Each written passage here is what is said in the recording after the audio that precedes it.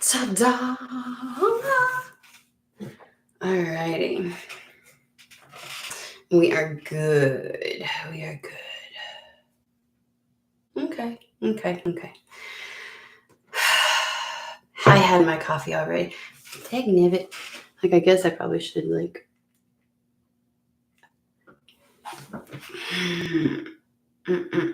Well, you can only see the top of my head now. So, yeah. I had a great evening. Hey, LP. I had a great evening last night. Spent it with some magical peeps. Did magical stuff. It was amazing. So, time for a good morning. I already had my coffee. And I promised myself that I'm going to do a little bit better job of doing what I need for my body. So I have my lemon water. I do hot water. Is this a coffee and taro?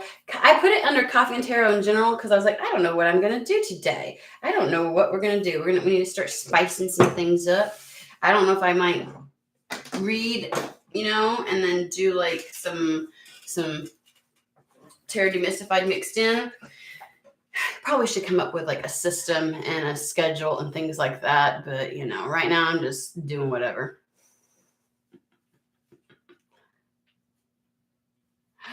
Is it 10:10 where you're at? It's 9:13 where I'm at. So I'm gonna do my little hot lemon water because I love it. I love it. I started this when I went to Italy. And it is just like so satisfying.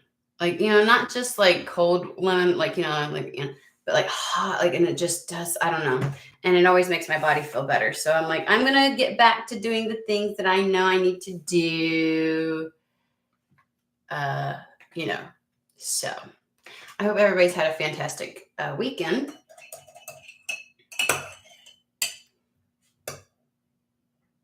Okay, it's nice and hot. Lemony. Alrighty. And don't hold me to this, guys. 111 when you started here. Magic is in the air. Oh my gosh. 10:10, 111. I'm just saying. Like, I swear, I have thought weird. Like, there was one time I started a LP and you were like, it's 11 o'clock here. And I was like, what? Like, there's no way that I ever, because I don't go on much earlier than like maybe 7:30 at one point. But like, I don't know. Anywho's, here we go. Let's get started.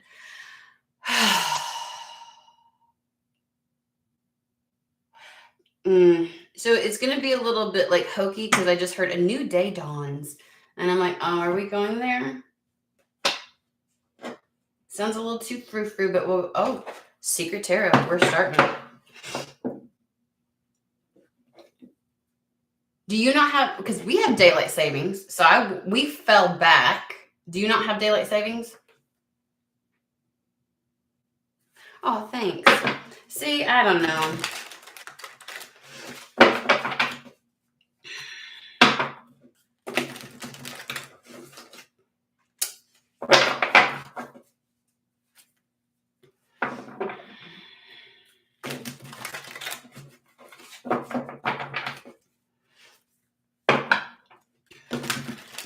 Let's see what this deck has to say. Well, see, then we should still be roughly around the same time. I don't know. One fell out from the bottom. Let's see what it is. The devil. Okay. Like, you can always tell when I first come on. Like, I still puffy from sleeping, guys. Ace of Wands. So the devil is already giving me like indulge type of energy. He doesn't feel like being beholden to a pattern or something like that. It is the freedom to indulge is what I just heard.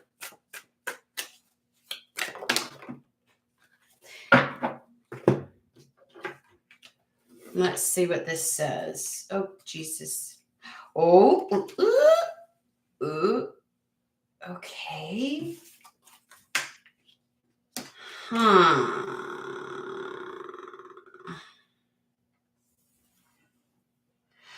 Somebody's having difficulty creating something.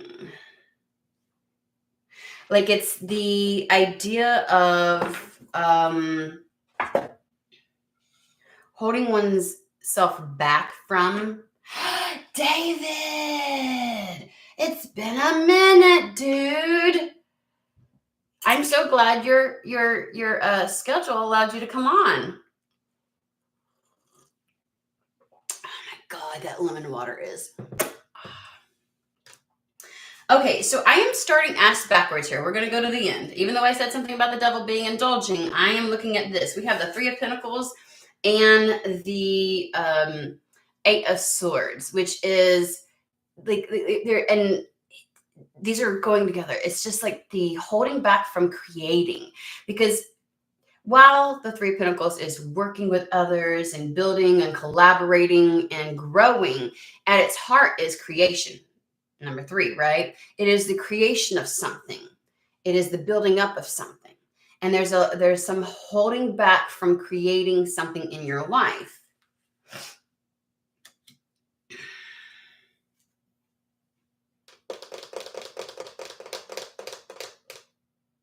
You know, I tried to make this like all you, and it's not. There's like 3 people here, okay? So we've got 2.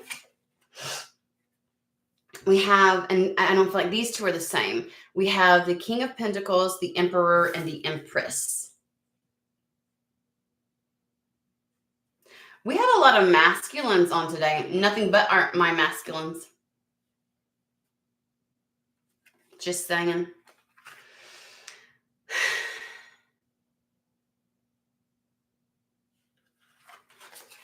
I don't like the King of Pentacles and the Emperor feel connected in some capacity. So we have 2 very,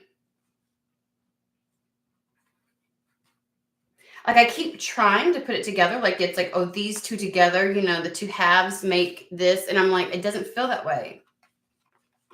Because why wouldn't it be like the King of Pentacles, Queen of Pentacles, and then the, you know, that kind of thing.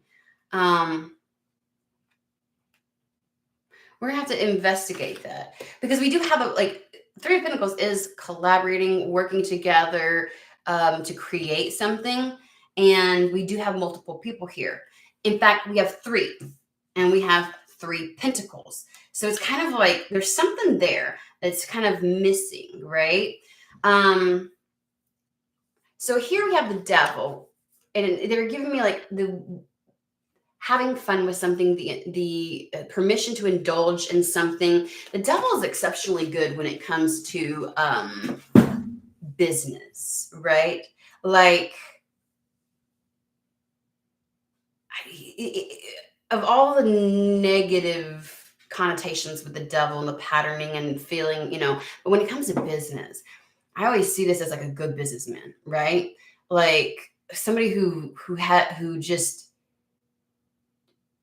knows how to work the market, knows how to appeal to what people want and desire, right? So it's kind of like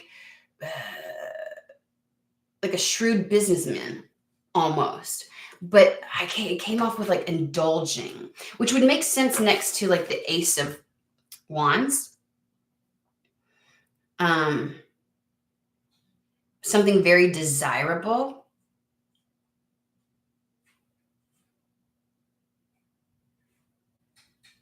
I don't know why. I just feel like some people may look at it's so funny, depending on your lens, your perspective, and things like that, depends on whether you see something as good or bad, right? And so with the devil, we have very phallic images down here.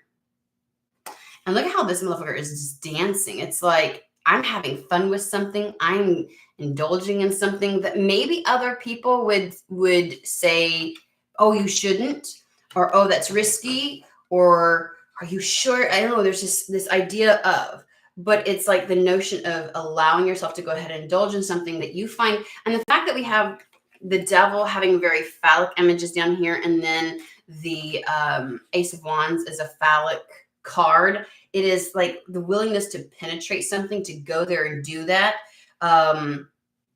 with the judgment call. It's like there's something about your willingness to indulge a desire, to engage it fully, to penetrate it, has something to do with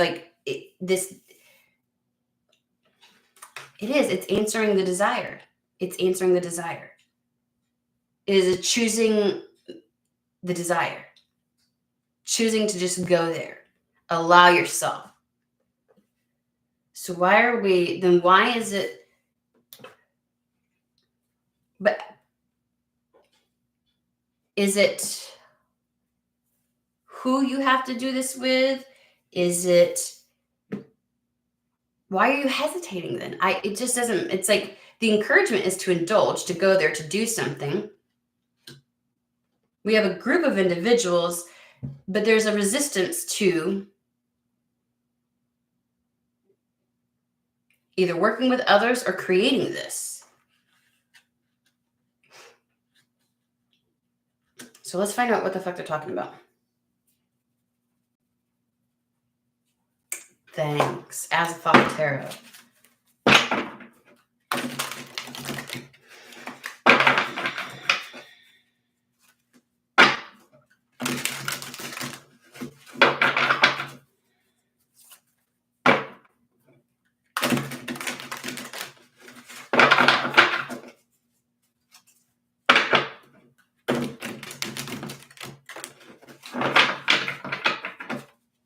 We need to bridge the gap in this conversation. I wasn't trying to say conversation, but there you go. Terry, let's investigate. We got time. Page of Wands. Page of Wands has that playful energy, the exciting, maybe, kind of thing. Like, it's just, it is the desire. It's the exploration of that desire.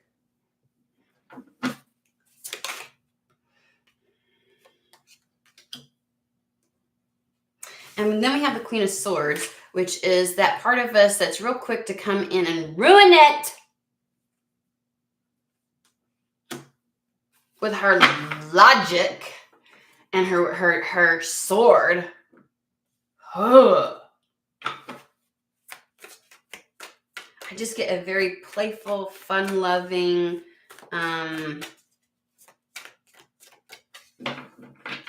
why the hell not type of energy. And then Queen of Swords fucking comes out. Trying to be a bitch, I swear to God.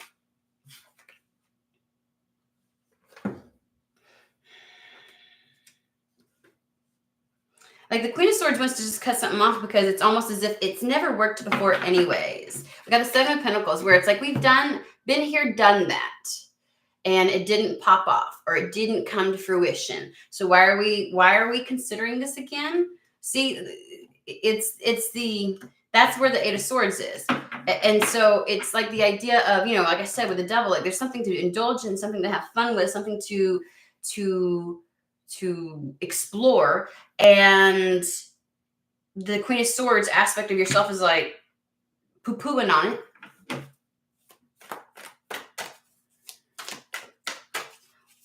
What are we?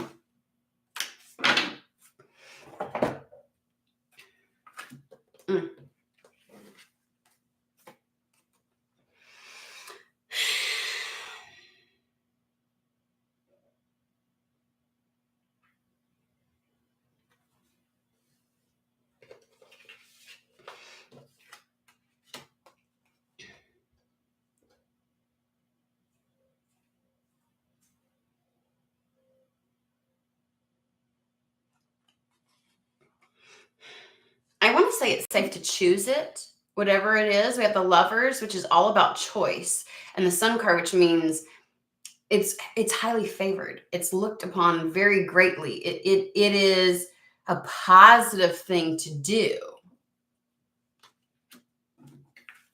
I'm about to find out what we got. Oh, look at somebody trying to be so smart and practical and trying to stay really balanced and do it all and manage it all. And it's like, maybe if I do this, it'll put me off kilter a little bit. It's like are you afraid of that? Because you're being presented as the Queen of Pentacles, which is the idea and notion that somebody can manage it all. You've got this. Like, it's not like you know what I mean?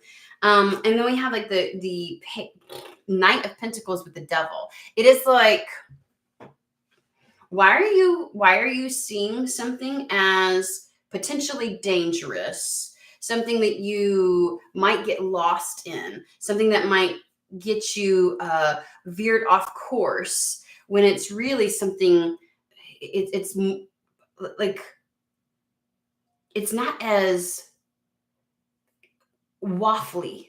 I don't know where I'm coming up with these words. Like the page of, oh shit, fire. The Knight of Pentacles. It's really good. Like, it's solid. It's not.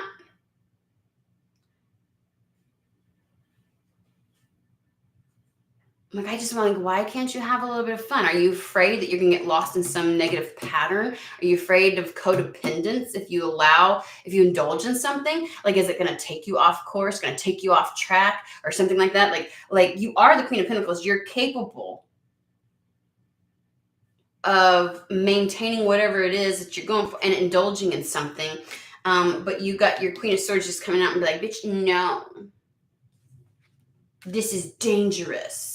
Like, you're seeing something as dangerous.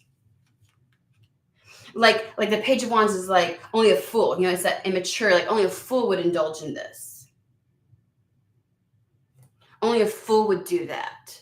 Kind of, how like sometimes we think that we're being a responsible parent when, like, my child says that he is going to be Spider-Man one day. And the logical part of you wants to go, that's not a possibility, but you want to give them the truth so that they don't get hoodwinked by some, like the devil, like some illusion. You know what I mean? Oh, there's a part of you that's trying to tell you it's nothing but a fucking illusion. Mm-hmm.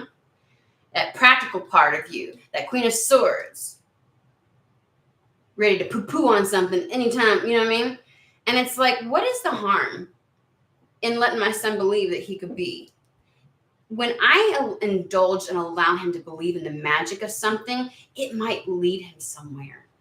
What if cultivating and encouraging and exploring his level of imagination and possibility leads him to being somebody who creates fantastical stories and writes books and plays and movies and like is just brings joy to the or what if, because his mind is unencumbered with logic, that he invents something that without this fantastical imagination he would have never thought of. You know what I mean? Like why does something have to poo-poo? You know what I mean? And I feel like that's what's happening here. There's something exceptionally integral and very fucking possible and that would serve you well, that you are looking at like, I don't know. And it does have a practical yet creative. It's like bringing something into your reality, creating something within your reality, like actually taking real world steps to something to create something. That's what the Three of Pentacles is. It is the building of something. And it's like, you just stop shy of, because you are convincing yourself, your Queen of Swords is that it would be the immature part of you to go after this, right? Like, that's not, you know what I mean? That's what little kids do, not grown adults. And the Queen of Swords is like, it's just going to end up in failure. You're going to sow all these seeds. And Queen of Swords may be like making this judgment based off of some legitimate things that have occurred in your life. And you're like, the probability, okay? And you're just stopping yourself from making that choice. But it seems as though in doing so, like in making this choice and this decision, a lot of good can come from it. Like, you have the capacity. Maybe for other people, this would end up not so great, right? But you you have the formula, you have the ability, you've got what it takes. And so they're asking you to answer whatever this desire, this call is, the judgment card. Like, you need to choose it. I still don't know about these motherfuckers. We'll figure it out, okay? We'll figure it out. Okay, so we're going with divine doors. Like, I just heard, what's the worst that could happen? And I think that's the problem. Like, Queen of Swords is like, bitch, let me tell you. I know all the worst things that could happen.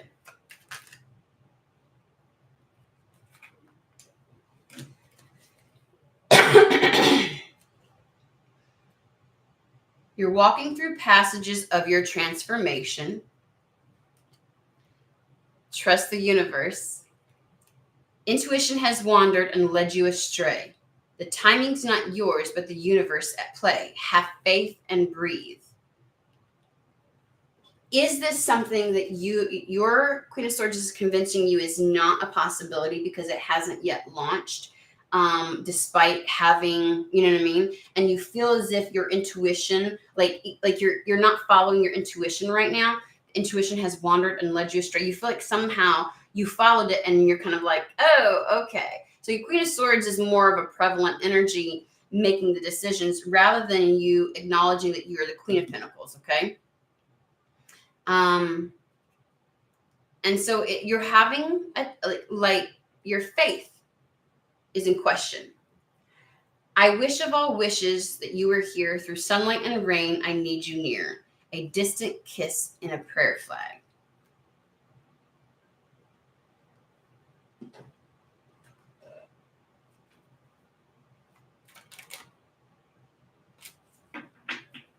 There's something that I wish of all wishes. Of all the things I could want or desire. That's what I wish was here.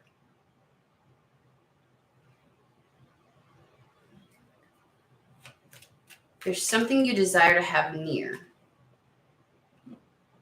The path is shifting. The road leads a new way. Do not be alarmed as change beckons today. Through sunlight and rain, I need you near.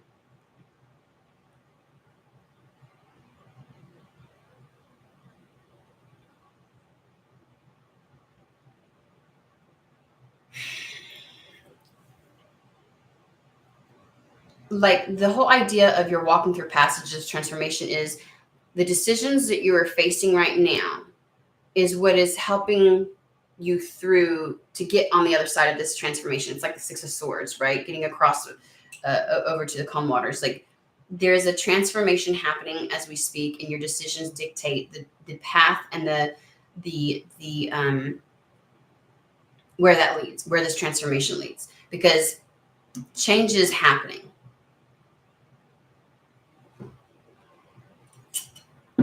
And this may be something you desired or wanted for a long time, and it just was never the right time. And so that is where the Queen of Swords is getting the idea, notion that something is just not meant to be, and that it's child's play, that it's a fantastical imagination, Page of Wands, and that it's an untrustworthy desire, Devil with the Ace of Wands, and it's immature of you, Page of Wands, and that it's just going to end up in failure.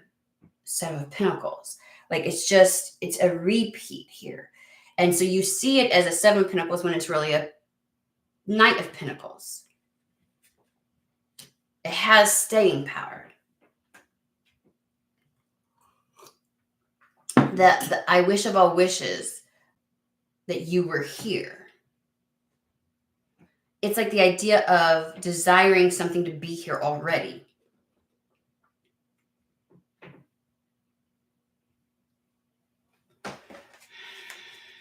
Let's explore that. Like, you wish you were already there, even though technically it says have faith and breathe, and that the timing's not yours.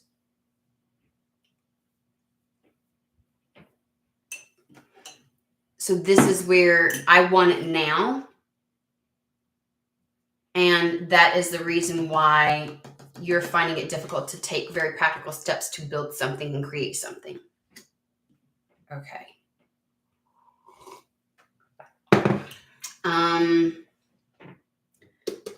I'm going to pick up on this. Like, I'm going to question the three people that we see here.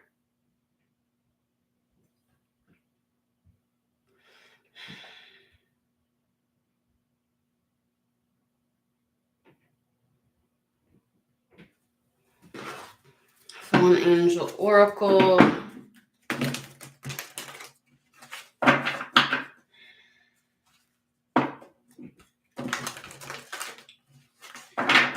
See, this could be like the two people that, like, parents, because you have the King of Pentacles. The King is going to become the Emperor one day. This is like a match. Like, maybe there's a married couple here or something to that effect. Because you have the Emperor and the Empress together. So that could be it for somebody, like parents or a couple that somebody may know.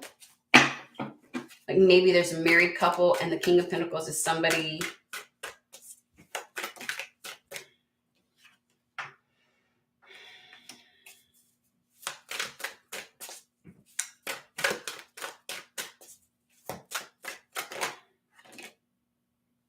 But there's somehow like a connection between the King of Pentacles and the Emperor.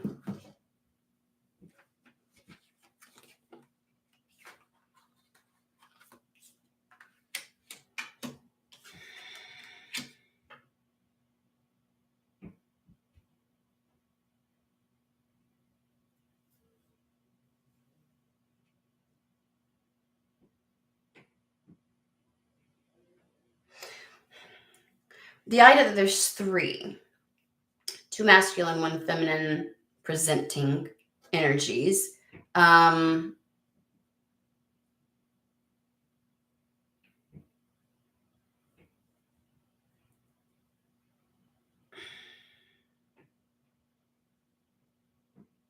It's like I need to break away. I feel like there's one person in this scenario that needs to break away from the others. There's this idea of empathy and recuperation, where it's almost like needing to recuperate or heal from someone's level of empathy. Like the idea that it's almost like influence on somebody. Like, these people are influence on somebody, and their level, I feel like emotional strings being pulled on. I feel like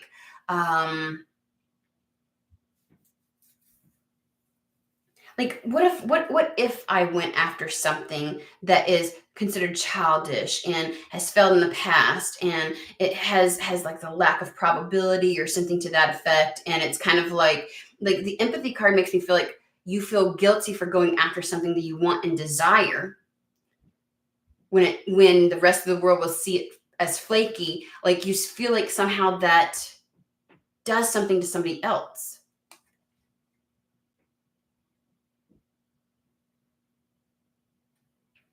It's like there's a separation that needs to occur, or going after something. There's healing from someone's level of fucking empathy.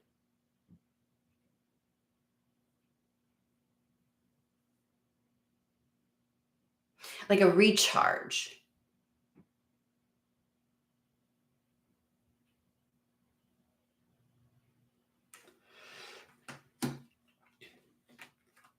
And then there's persuasion and a revolution, because it feels as if there's something about the dynamic of these where there's a lot of playing on the empathy, knowing that someone can pull at someone's heartstrings or can influence somebody in a certain way, and that's where the persuasion is coming in, like playing on that to almost, like, I want to say, infiltrate someone's way of making choices and decisions for themselves. And there's a need to heal from that.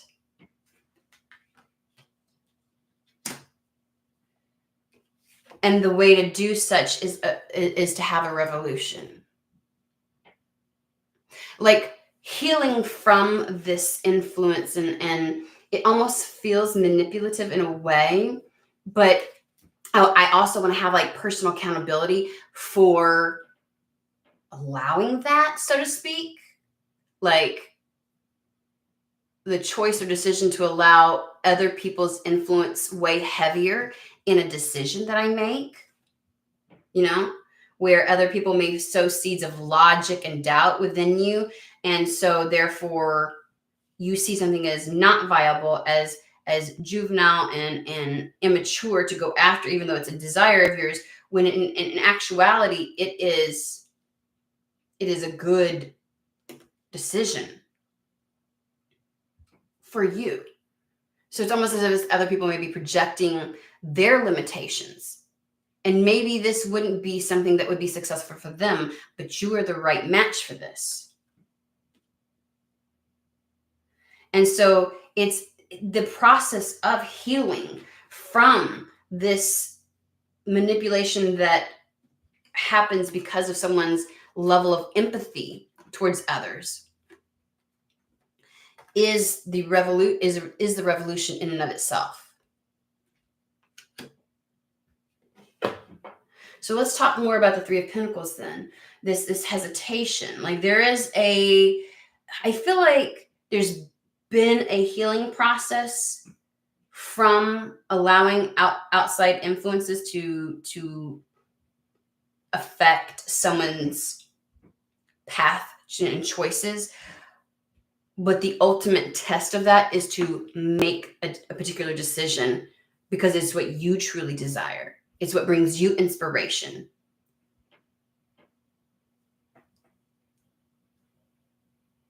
And that may be also where I wish you were near, is someone wanting to keep you. Like there's something about keeping you close within their energy field and not wanting you to leave that. But they're saying change beckons. And so like it feels like, and I don't want to say a test, but it's almost like an ultimate test of choosing you and what you desire. And you acknowledging that maybe for other people this wouldn't work out, but this is right for me. I'm going to get a little bit more on this one. Golden Universal.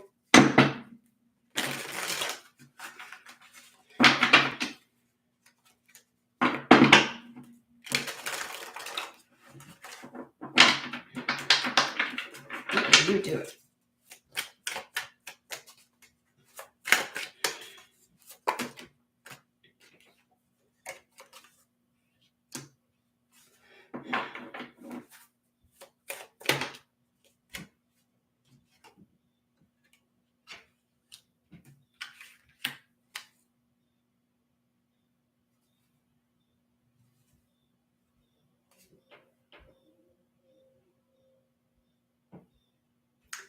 I have like a bird or something making some weird noise right outside my window.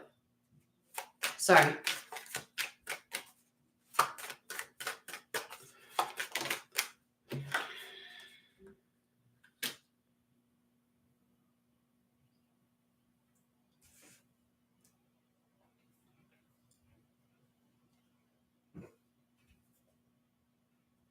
It's as if your hesitation to take constructive real world steps to creating this in your life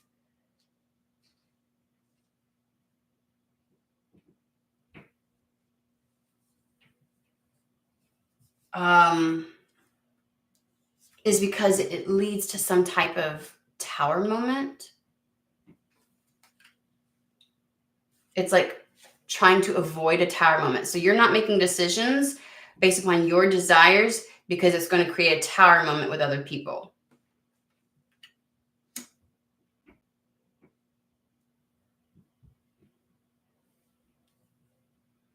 It's funny because they're bringing me back to trust the universe. Intuition has wandered and led you astray. So you're questioning your own intuition at this point, which has given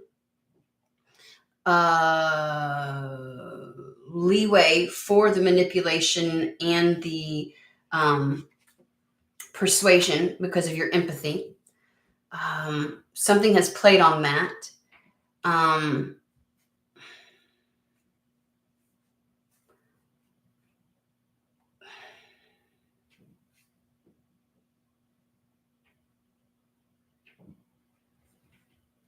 it almost gives more legitimacy to maybe other people who are trying to have some level of influence. And the universe is just saying, don't take any delay or lack of launch as indication that other people's influence or what other people have to say is more accurate.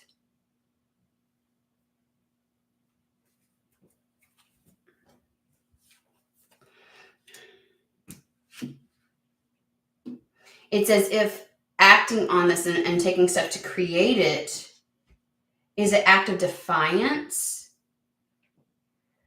Because I think the Tower moment that you're going to have is about the Five of Cups, like the belief and understanding and the visualization and the seeing of everything that could possibly go wrong. Five of Cups is all about mourning over everything that didn't go right and didn't happen, and projecting that into the future and just only focusing on that and seeing that. And it's as if you move beyond the Eight of Swords, your self-imposed entrapment, and you take the legitimate steps in your real world towards this creation, that's the Tower moment. You blow out of the water the negative focus. Like, you'll begin to see the potentiality and the reality of something versus what you've been indoctrinated with, is what I want to say. It brings things, it's almost as if taking that doubt and alchemizing it. You're testing it. It's almost like a let's test that theory, and you go for it anyways and you try it. And it's like, it changes this negative outlook. It fuels you to go after what it is that you want.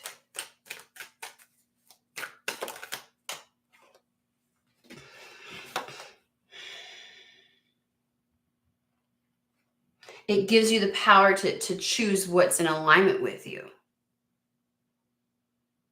Because it's like it blows out of the water the illusion that something, that a desire is futile. It just destroys. Revolution. It destroys that notion.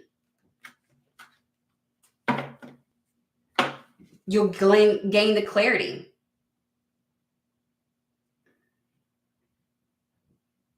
And it makes it that much more, because the King of Swords is all about the discernment. It makes it that much more easier to choose this. Choose what's in alignment. Okay. What is the thing that this desire? Can we talk about the desire that they have?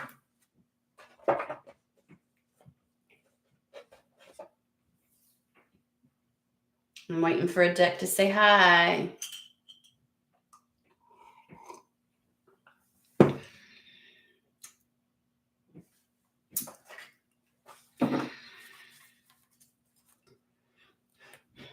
Eight of Pentacles and Knight of Swords.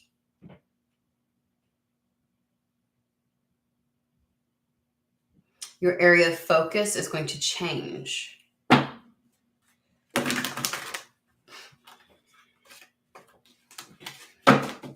It's going to cause a bit of a Tower moment when your area of when you start to go after what it is that you want and desire.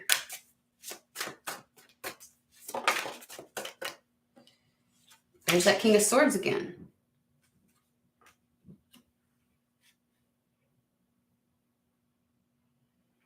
Speak your mind with confidence. Seek out professional advice. Balance mental and emotional considerations. Speak your mind with confidence. You're going to cause a revolution. He's about to create a Tower moment. The end of a difficult situation. You're about to transition. You're about to move.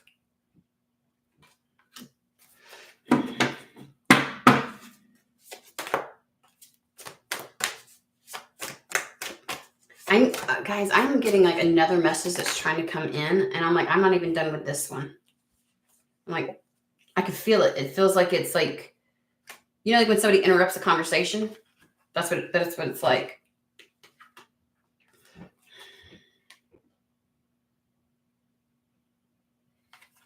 We have the Five of Cups again. The over focus on something that's not necessary. The over focus on the failures of something. The over focus on things not going exactly like you thought. Hence the I wish it was here already. Like it should have been here already.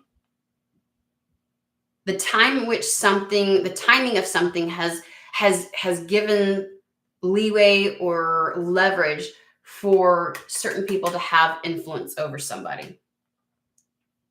And it's almost like those thoughts are in, you know what I mean? And it's stopping you from indulging in a desire of yours. But then we have the Page of Cups coming in with the Hierophant.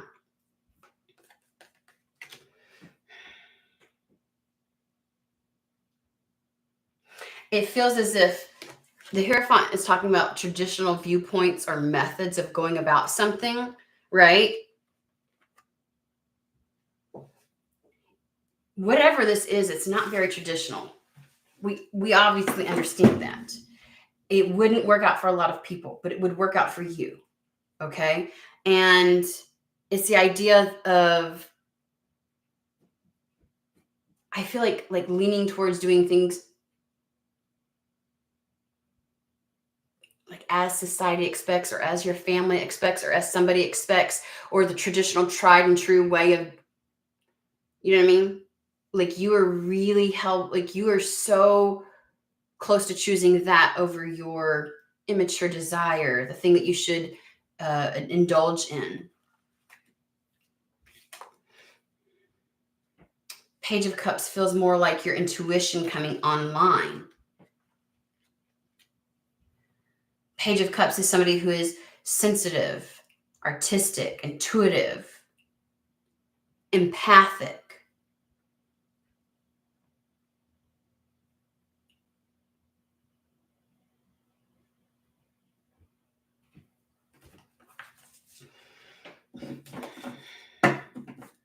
You're leaning more towards following the traditional viewpoints and methods versus your own intuition. Hence why intuition has wandered or led you astray. It's like you're not having faith in your intuition because something hasn't come in during a certain timing, but timing's not yours. It's the universe's, and in fact, it's like now that things are meant to change, you're more heavily leaning towards the practical, the traditional, the already paved paths, versus what your intuition wants to lead you towards this immature desire. Immature. And they're like, your path is shifting. There's something about your release and let go, death, the transformation, time to move on, end of a phase or a situation, so that it's time to put that down. The Empress, give birth to your dreams, is what it says. It's time to put that, it's time to walk away from that. It's time for the revolution. It's time for the Tower. It's time to quit saying that whatever it is that intuitively you feel drawn to is not meant for you, and that it is not possible, that it is just a child's immature dream, and that you'll do nothing but fail at it. That is the programming of somebody else, and you need to choose to move towards that. That in and of itself, that choice to move towards it, despite what's happening, is going to be the revolution that needs to happen. That's ready to happen. It is going to break you free from that old influence. You need to walk away from the traditional methods, the traditional viewpoints. Get a 9-to-5, do this, blah, blah, blah. Walk the fuck away from that, okay? Because it's time for your abundance to come in. It's time for you to go to trust your intuition again.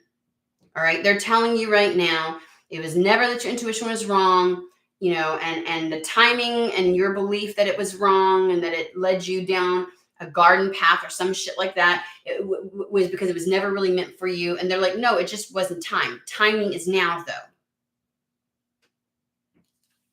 It's time to choose that which is in alignment with you. And as soon as you choose this, it will bring so much balance into you. Once you choose to no longer only focus on what could go possibly fucking wrong, this tower moment in your life happens. The inflow of abundance comes. Ace of Pentacles. A promising business venture. The inflow of abundance.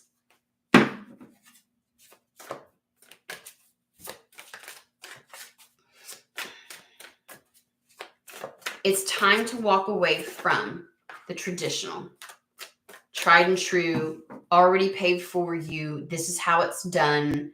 This is what's expected of you. Society says this is the only way that you will succeed.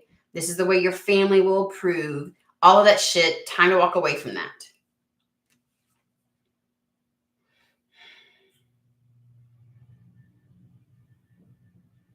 And then we have the Queen of Pentacles, which is really what we said. Like we said, you're more the Queen of Pentacles. You're not the Queen of Swords. You have the capacity. You have the capacity to do this. Maybe for others it wouldn't work out. It will for you.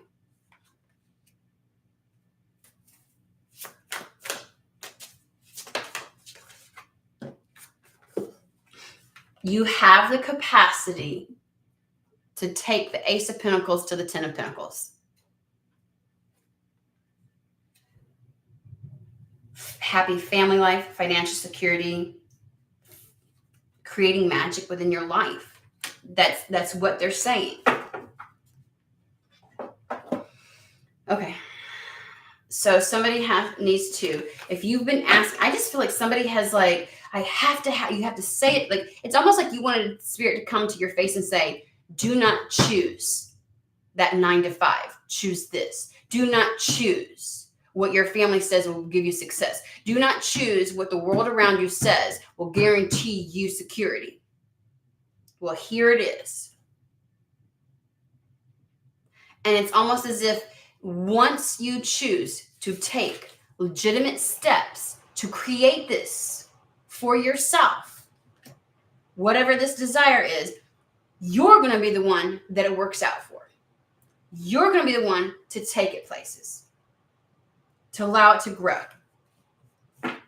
You need to quit listening to the influence, the persuasive influencers within your life that play on your empathy, right? It's like, I feel like you are a victim of your own empathy at times. It's handing your power away. And there's just something about, as soon as you make the choice and the decision that's contrary to what everybody else says or what your family influences, as soon as you do it, shit will pop off. But you got to take that first step. And right now you're not, because you feel like because things haven't up to this point, that means it's no-go. And whatever influences there are in your life saying that that's not possible, like you're giving more credence to them, to that noise because of the timing. And they're like, that's not even true. It's just that the timing wasn't right. Timing is right now. And your choices determine your transformation, the passage that you walk through. You have to choose it though. And I just had this conversation last night actually. And I was talking, reminder of you have to choose your destiny. You have to choose it.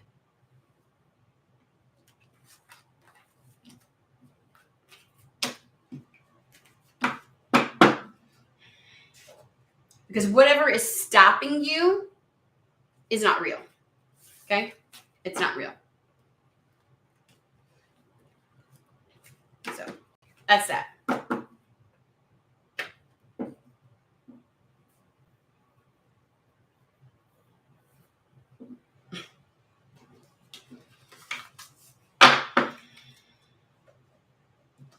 Ta-da! Alrighty, guys. I just feel like somebody was like, what do I do? And they're like, yes, do this. You know what I mean? I feel like they just finally said it. Like they've been waiting for you to make the decision. And they're like, yeah. Like, I feel like that was very blunt. Like somebody wanted a blunt and that was blunt. Like there was no mincing words with that whatsoever.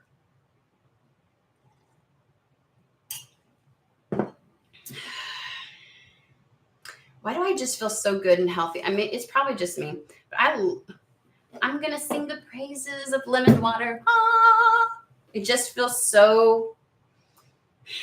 Oh, I meant to tell you guys. What I was starting to tell you is we have solidified. The next selling activations is going to be in May, and it is my goal to be on board. Okay, this time around, and so it was kind of like between Croatia and Italy. Now, last time we went to Italy, the selling activations, we started off the port in Sicily and then went to the Aeolian Islands. We scaled volcanoes, all kinds of stuff, right? It was amazing. But this time we're looking at, I think, the Amalfi Coast. And instead of just islands, we will go down the entire coast of Italy, all the way to Sicily. So it's kind of exciting. I think we are leaning towards that. I really do. I think that that's going to be the choice. Not to say that there won't be another sailing activations where we will utilize Croatia. So, yeah. So just wanted to, give you that heads up. I got excited about it. I was like, oh yeah, there's just something there. So put it on your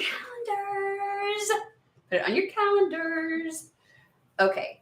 Let's see. What else are we going to do? I'm feeling golden.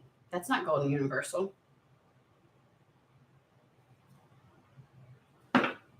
Madame Endor's fortune telling cards. Oh my God.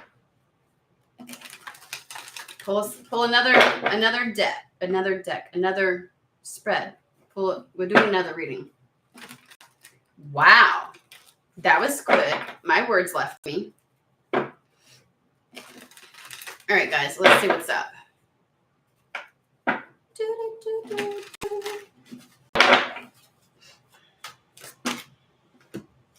Hey, baby. Ooh. I just feel like saying you have nothing to fear. We've got you're destined to succeed. Good fortune and friendship. This just feels like shit's getting good. Sorry, Bert. Shit's gonna be getting good. Like good fortune and friendship. It's like I just feel camaraderie and soul tribe and like engaging with life again and like connecting with people and having experiences. The unicorn. You know, that pie in the sky idealized way of seeing life and wanting to experience it. And then you would be guided through darkness, which I feel like is like the idea and notion of how did I make this come about? How do I get there? Don't worry. Okay. You're destined to succeed. Okay.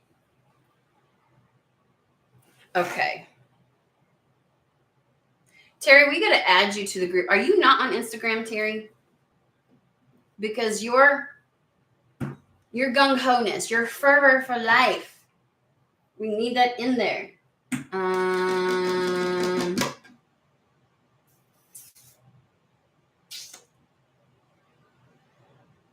Where do we go from here? Where do we go?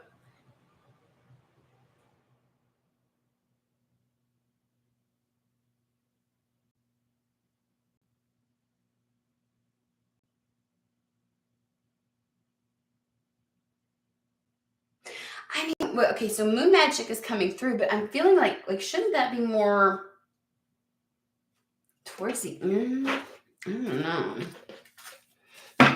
Something about it. It's kind of like, okay, there might be just one card from here. Let's see.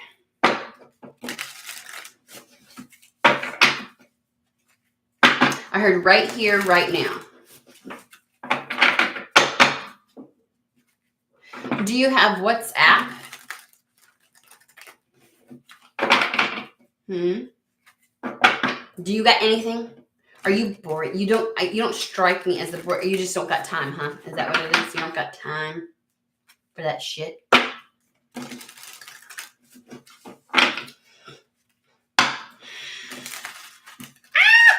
Okay, well, you know. All right, let's see what's going to come out.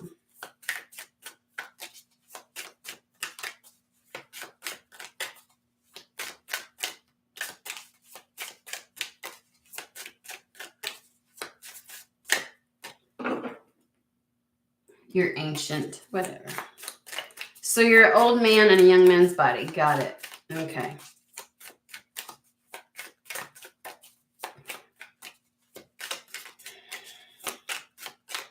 Now, see, did I not say? I don't know. It doesn't feel like it's right now, but it was calling to me. It was the only one that was calling to me.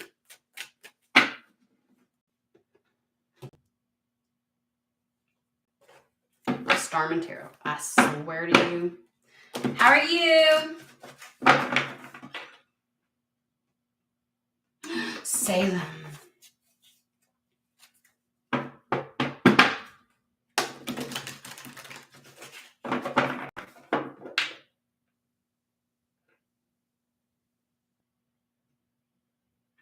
Nicola, that's this is just a collective reading. Have y'all noticed I've been having to lean in to see? I think it's the bright lights I have in here. It makes it hard for me to, like when you have astigmatism and stuff like that, and it's like, oh, I can't see because of the bright light. I don't know. But this is a general. So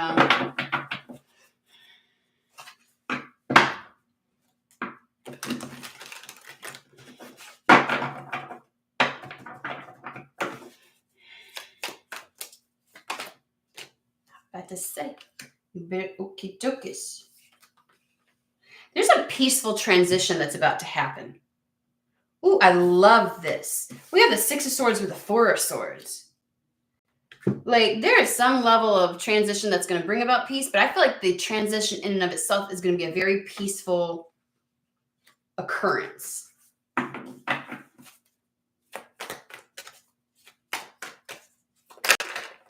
Oh, baby.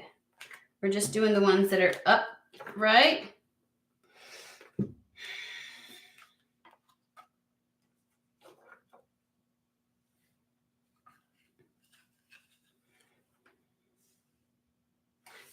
There's a choosing of a new, I want to say a new path. So like there's a transition to a new path. There's going to be a choice that you make, and it's going to be an easy, peaceful one. This isn't like having to fight for something or having a lot of upheaval or anything else like that. It's actually going to go very smoothly, and it's going to bring a lot of inner peace to somebody.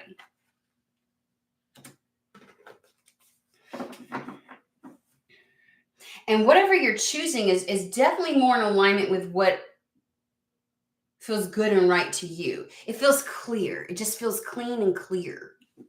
Does that make sense? Clean and clear.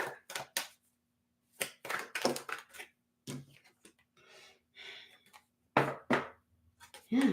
It's a change. We have the Death card, which is always about one door closing, one opening. And I feel like it's more like a choice where you choose a door and automatically once you walk through it, it closes behind you.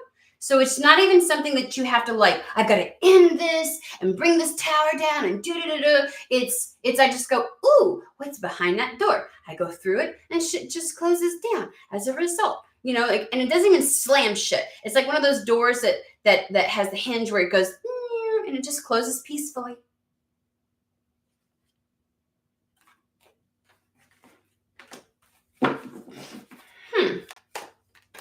Like, I don't know about you all, but that's generally when I say, when I want something to move along, that's what I go for. I'm like, can we make this as ease? Like, I want this to happen with ease. I don't want like this to be a big, to do. Like, just can't it just naturally occur and fluidly happen and just, you know what I mean? Like, with ease, a peaceful transition. Fuck yeah, I'm claiming. It's like it just happens. We're just taking that one. Obviously, we don't do books.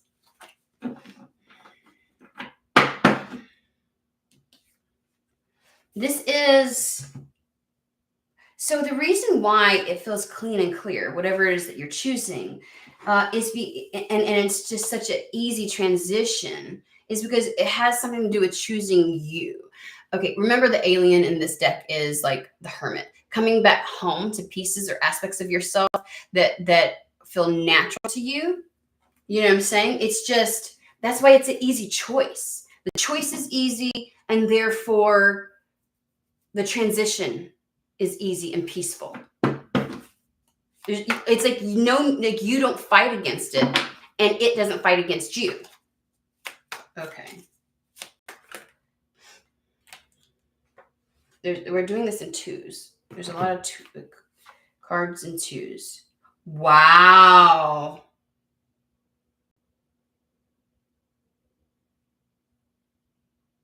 So we have two knights, the Knight of Cups and the Knight of Swords. Knight of Swords obviously is the pivot. It is the change. It's usually a fairly drastic change too. Because it's like the 180. It's a change in course. And given the scars that he has all over him, and like the dynamite, where it's almost like a permanent one, because if you like, you leave something, you blow up dynamite behind, like it demolishes whatever, like it's like that door closes automatically. And on him it's like inscribed victory, no rules.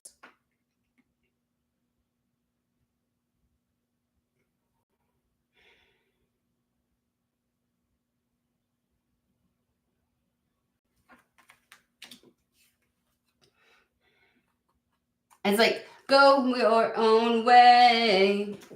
The coming home, doing it how you want to do it.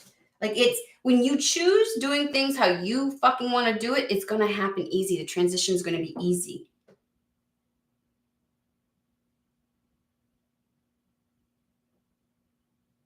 They tell me to look at the Knight of Cups, and I'm like, okay.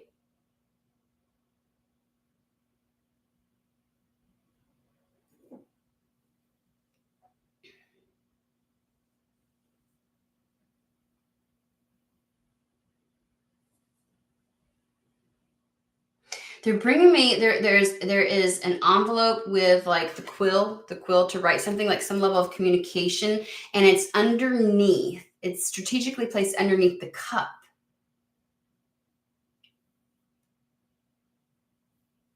And for whatever reason, it feels as if like an intuitive message, an intuitive like communication is going to happen. Because I was going to say, it doesn't feel like a person coming in, like somebody else delivering this.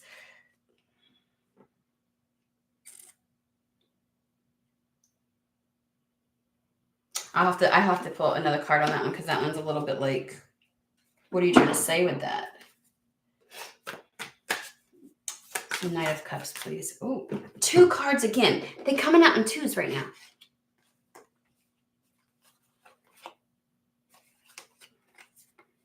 Oh my God. Why are they so weird sometimes? So we have the star card that came out, and they're like, I'm a motherfucking star. Like, you know that song? Like, they're just being quirky right now. That's got to be somebody's energy. Somebody must own their weird and have that weird, like, neurodivergent way of like, kind of a thing. It just feels that way.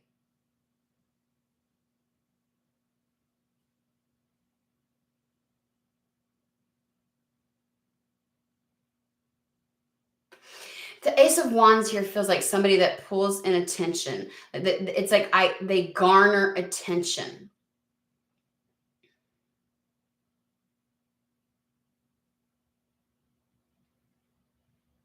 Somebody's going to be on the right path by choosing that which lights them the fuck up. Like, that is the right choice. because the star card's also about being on the right path, it's like finding your niche, following the North Star home. And we've got the alien here, which specifically in the book talks about coming home to self. And it's like, it has everything. It brings somebody back to life with the Ace of Wands. It ignites some level of fire in them. It is whatever you're choosing is like as much, it's almost like, it's not just a reflection of who you are. It is who you are. You know what I mean? And so it's like, it brings you home. It lights you back up. It ignites something. What's that got to do with? I just assume that whatever this is, it's like an intuitive understanding and knowing is what the Knight of Cups is talking about as to how you make this choice.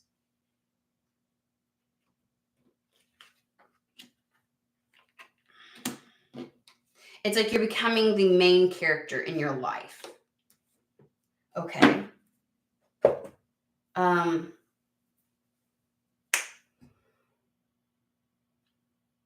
There just must be this is probably a play on the last one. Somebody is so ready, is so afraid to make that choice.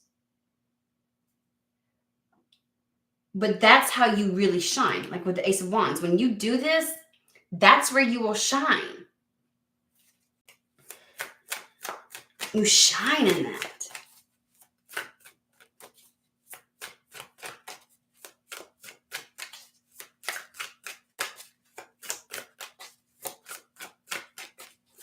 I'm waiting. I don't know why they gave me this. Thank you.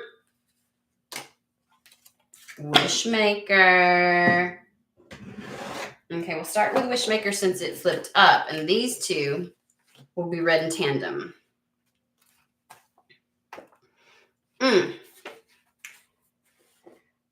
The Wishmaker card's here to let you know that wishes are powerful and dreaming is good for you.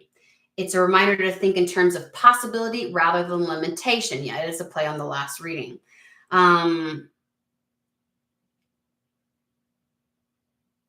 If you're going to focus on the negative, then you'll bring more of that. You need to think in terms of what could be possible for you.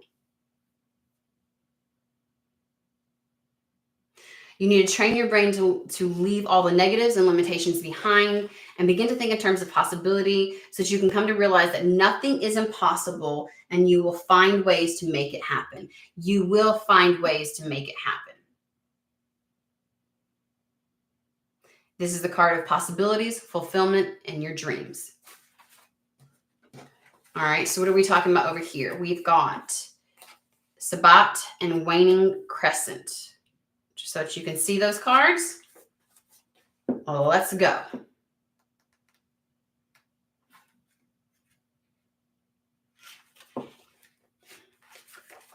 I just keep feeling like if you believe in the possibility, you'll find a fucking way.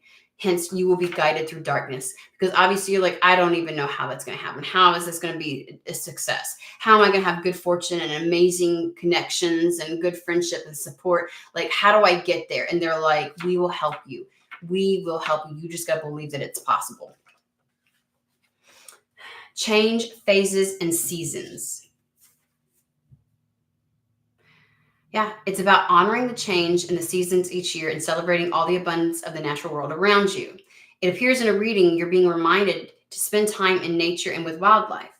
It suggests that there is a seasonal change happening in your life right now. It could mean that you're about to become a parent or that you are caring for elderly relatives. It might indicate change in your personal life, like a divorce, children flying the nest, menopause, or a significant birthday. Like, it's a big change, though. Something significant is changing or is about to change. And they're letting you know. I just said something happens so it's a natural, it happens so peacefully. They're letting you know this is just a natural progression. So embrace the changes and the seasons. Enjoy each phase and know that each one will pass in time. Allow yourself to move on to the next one. The point is to enjoy the journey you are on and live each day to the full. So they're just reiterating, there is something that's about to change. This is a piggyback on the last reading. They're like, you don't have, like, I just feel like you don't have anything to worry about.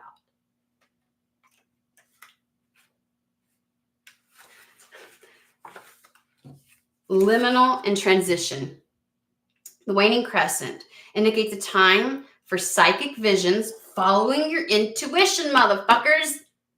Oh my God. Prophetic dreams and spooky experiences. It's a period of leaving the past behind, walking through that door, just letting the door shut, but taking the lessons you've learned with you. You could potentially still be feeling the pains of old wounds that are not completely yet fully healed. By all means, be gentle with yourself.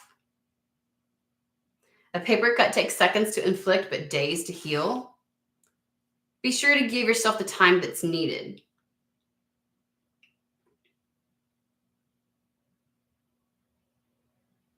And it literally says, the waning crescent has very protective energies, so know that you are guarded and protected on your magical path.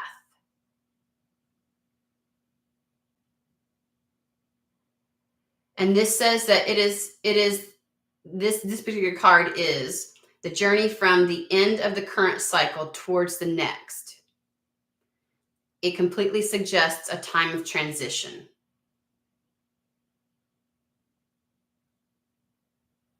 It feels like just taking the steps and taking the pace that you need. This doesn't have to be some abrasive, abrupt, and painful transitory period. In fact, it can be a very peaceful one if you allow yourself to do it. But what you really, really need to do is believe in the possibilities and trust your intuition at this point, and allow your intuition to help guide you as you're making those decisions. You need to follow intuitively what is right for you, your desire. You need to make the choices and decisions based upon who you really are. Like, just fucking do it, not the interference that you have from the environment or people around you, or from the fear that has been kicked up as a result of something taking too long. Just start. Just do it. I don't know what you fear. I feel like it's very, very logical fears that are coming up, very practical, everyday fears, but they're talking as if you will be, that you don't have you don't have anything to fear. You're good.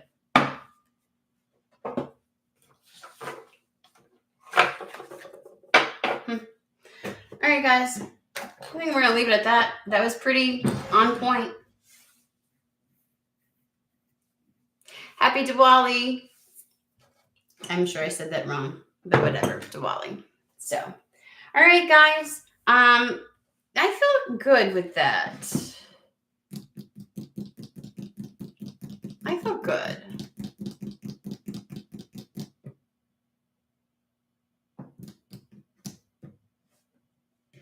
I don't know.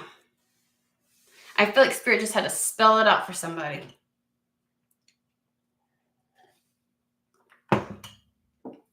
Okay. On that note, if you all, I feel like a cross between doing some readings for people, but making it like short and sweet, like pulling a few cards for people, like no, not necessarily any kind of questions, just, messages from Spirit, so to speak. So, if you want me to pull just a couple of cards and see what comes through for you, let me know in the comments.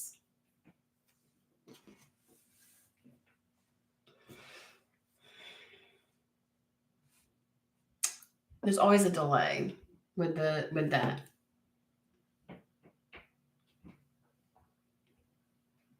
And meanwhile, if you wouldn't mind, hit the like button if you're sticking around. And meanwhile, if you wouldn't mind, hit the like button if you're sticking around. And meanwhile, if you wouldn't mind, hit the like button if you're sticking around. Dude.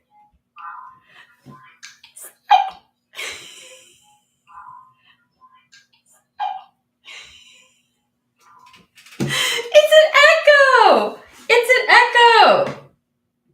I didn't know it would do that. That's so cool. That's so funny.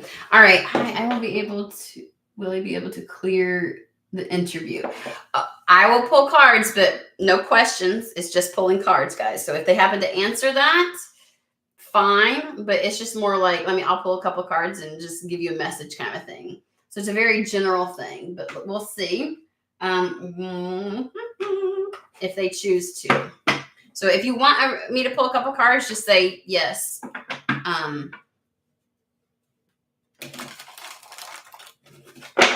Yanking out the Golden Universal.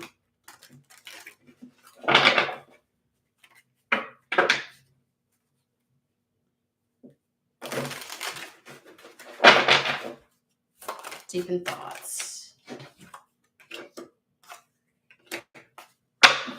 Well, something's going to be on offer.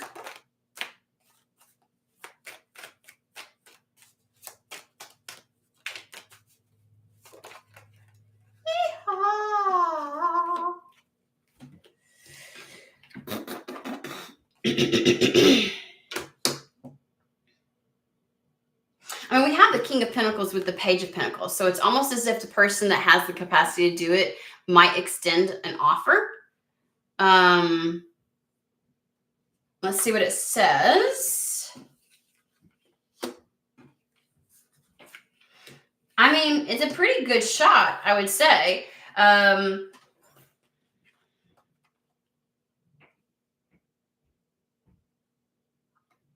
There's some weighing up of an option. I don't know if this is like, there might be some contingencies around whatever this is, because with the weighing up of the options, like yes, no, and then the choice to go ahead and whatever is the better, more productive, right, option. I don't know if you're interviewing for more than one, or if you're just trying to compare it to what you want, like, oh, I thought I would, whatever. But obviously there's a decision here for you to make, where you have to weigh up the options and make the best decision, and move towards the thing that is going to offer you the most, something to that effect. But there is the idea that you win out you win out against other competition.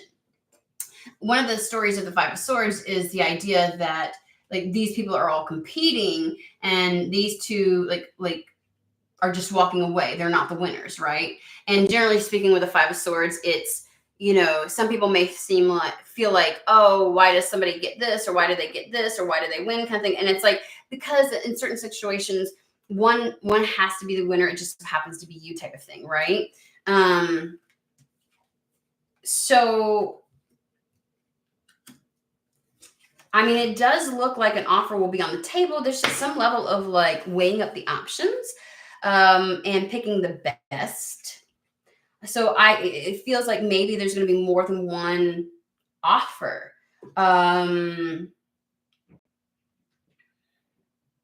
Or you need to determine whether or not this is going to give you everything that you want. Like when the offer comes in, it's kind of like, I don't know, there's just a little bit like, type of thing. But we have the Five of Swords, which is the competition, and one person winning out. And then we have the Ace of Swords, which is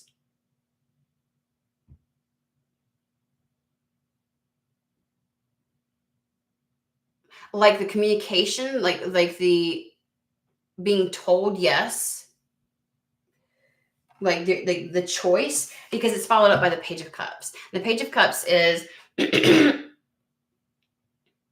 something that you'll be happy about, but is going to it's fulfilling. It is the offer. It is the extension of an offer. And generally speaking, the fish that pops out, it's actually going to end up being very lucrative. So I don't know where this weighing up of options is. Again, it is either like the idea and notion of this may be a negotiation. Like, do I like the possibility, or a weighing up of two options? Like the fact that it's two twos gives me the indication like you might be able to choose between two.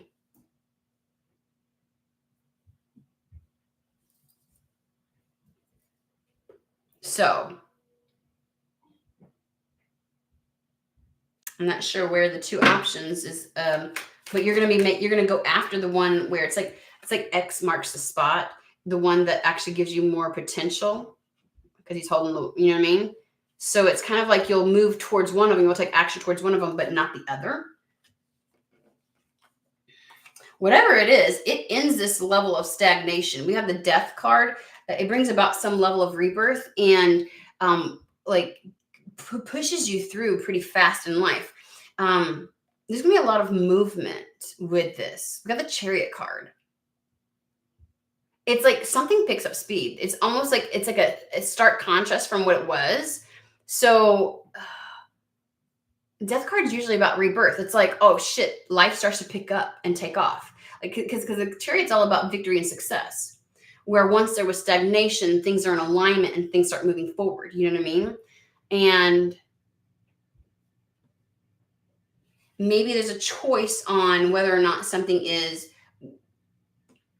going to give you that. Like it's just the idea that you're going to choose the thing that brings you the most potential, right? And that gets you out of the stagnation and gives you the most probability of success and victory on some kind of a path. And so, yeah. Okay. Yeah, there's a choice or decision.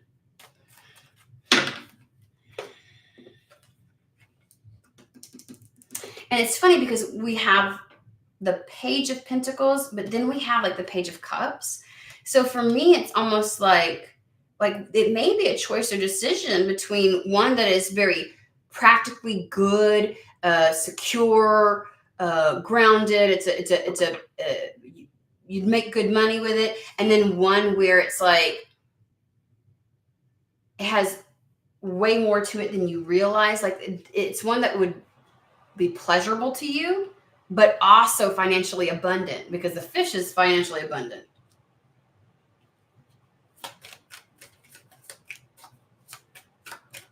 But it definitely takes you out of some stuck period.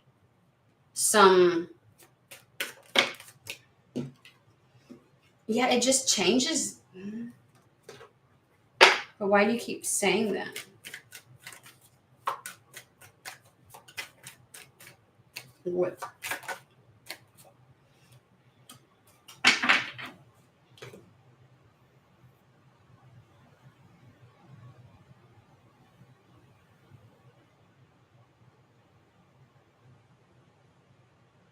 Whatever it does, it brings you into a greater level of peace. Like, I feel like my soul quiets down a little bit, or that gremlin that likes to get really irritated.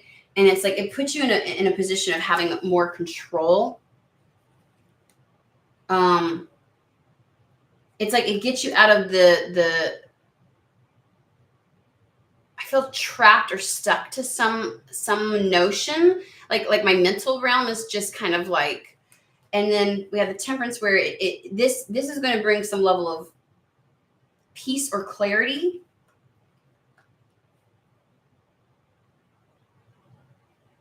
From which you can kind of like start making decisions from. I feel like, because the idea is seeing things clearly, knowing how to maneuver, knowing how to move. It just kind of like makes me feel like the choice is going to be clear to you. But whatever it is, there's actually a choice in this. So there is either going to be a negotiation with this, or there's actually going to be a choice between two.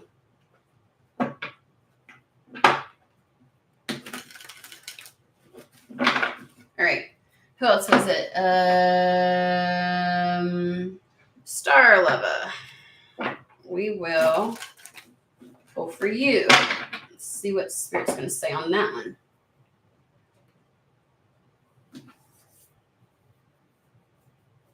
Use Azathoth.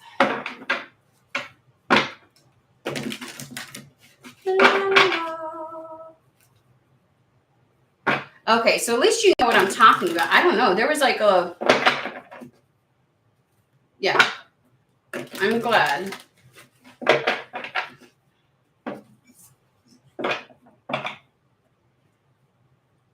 Oh, Terry, you too. I'll get you too. Sorry. But I saw Star Lova said hello first, so that's what we're going to do.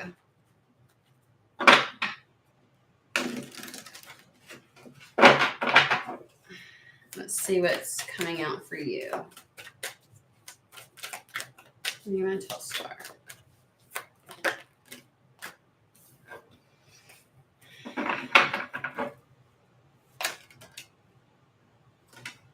Well, some of biscuit eater.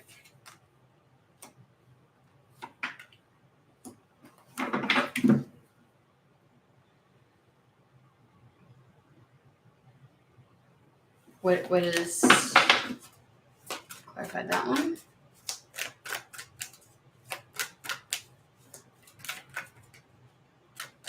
I feel like there is like,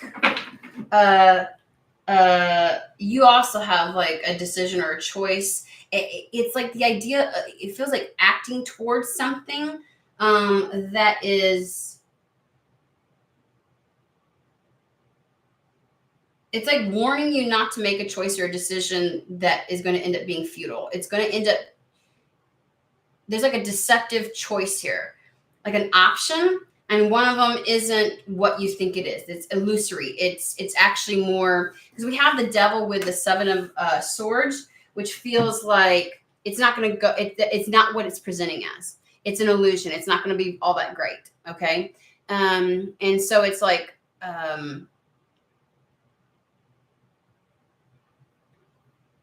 and you have the choice, the 2 of Wands, whether to take action towards it or not, whether to engage it, and whatever this possibility is, whether you engage it or not, it's really deceitful.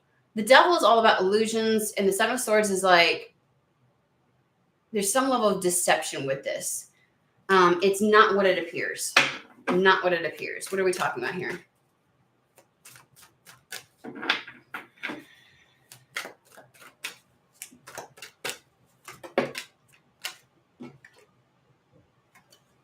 It's going to bring you a lot of heartache. It's going to give you a lot more grief than you fucking want. I'm just telling you. It's not good.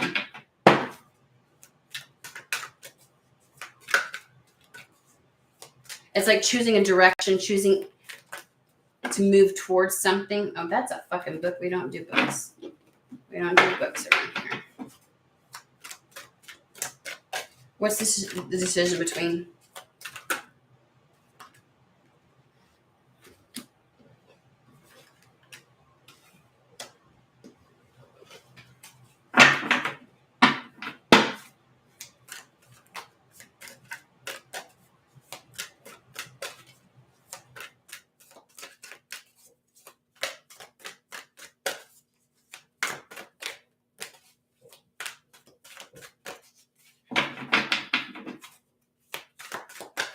I'm going to pull.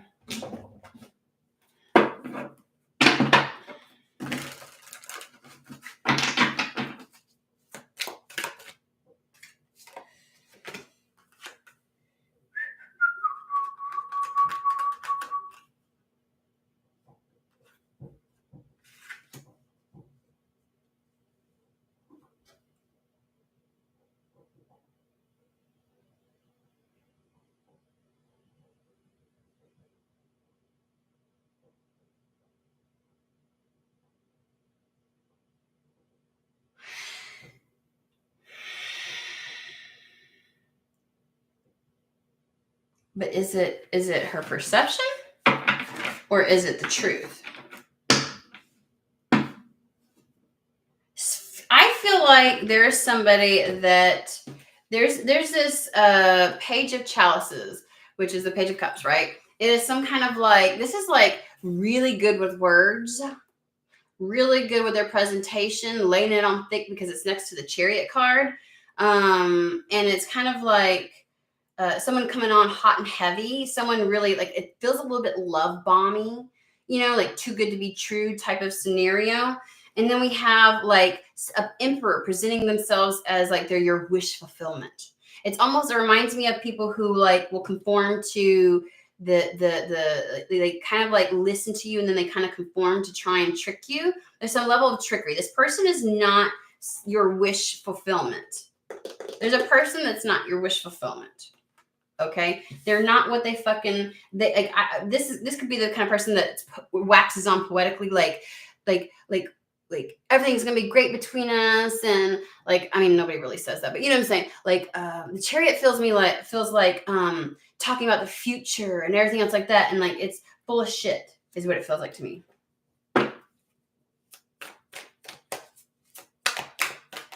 I'd be real cautious about somebody who's like who early on is saying something to the effect of, "Oh, we'll be together. I could see a future with you, and with you by my side, everything's gonna be great." You know what I mean? It just feels like, because really, this Chariot. Let's look at this.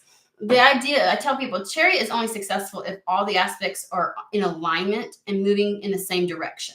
These two motherfuckers are not in this one. You see them? They're going opposite directions. That Chariot ain't going nowhere. This shit ain't going nowhere.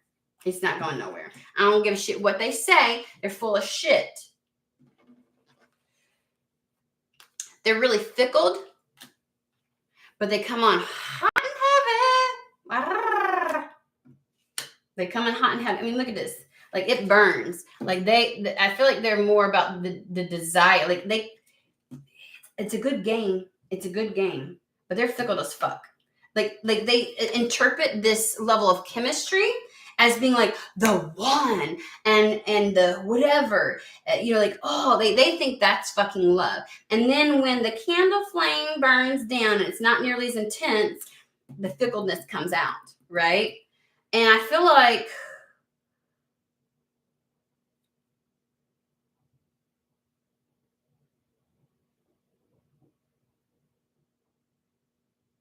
it's the Page of Swords.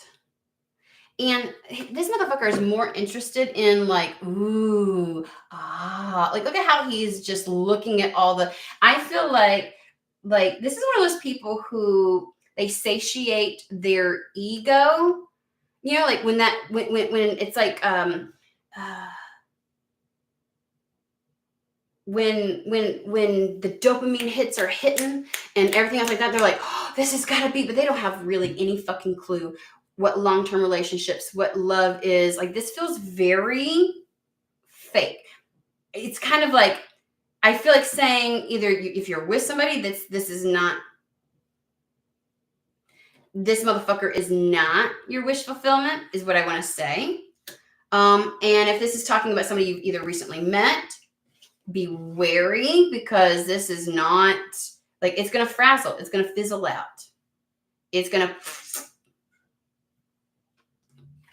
It's a futile attempt. Futile. Selling some kind of fucking illusion. That's what it is. Well, then you need to be careful about what's coming up.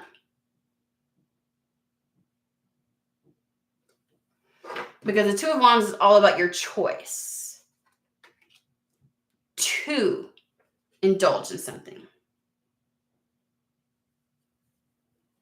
And I was questioning whether, like, oh, is this person afraid of this is what, and I feel like I know. No. Especially with the Chariot, where it's like the two things are going in opposite directions. I'm like, that's not something that's in alignment.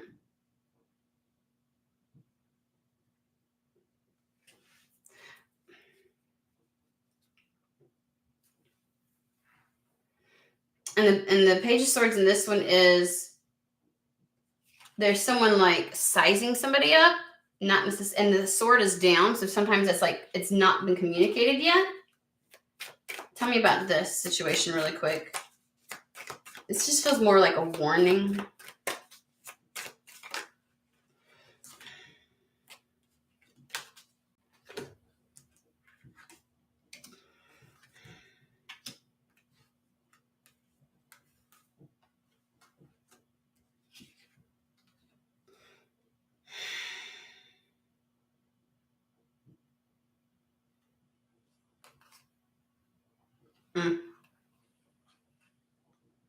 It's like somebody not worth coming out of hermit mode for. I'm just going to be honest with you. We got the hermit right here, right? And then we have on flanking each side, we have the King of Swords. Look at this stupid motherfucker. His version of, really? Is that what you want? He plays mind games. Look at that. His foot's on her. Like, seriously? And then flanking it on the other side is, this is just, if somebody comes on hot and heavy to you and is like saying all the right things and almost seems like they are conforming to some idolized way, you need to question the shit out of that shit. Because this person don't know. Like, it ain't worth it to engage with this individual just for the sake of getting out of hermit mode. I just gotta be honest with you. I don't know.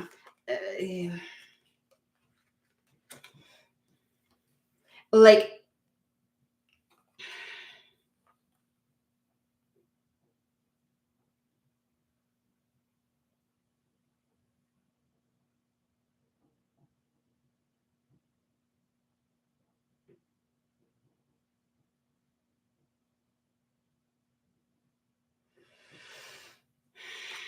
I mean, there's just no real emotion. They may wax on poetically, but like, and they may be good at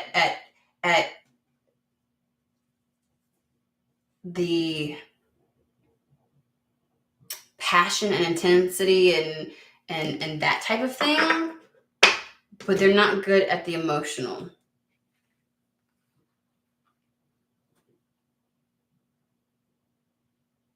There's something about this Five of Chalices. Let me get that really quick.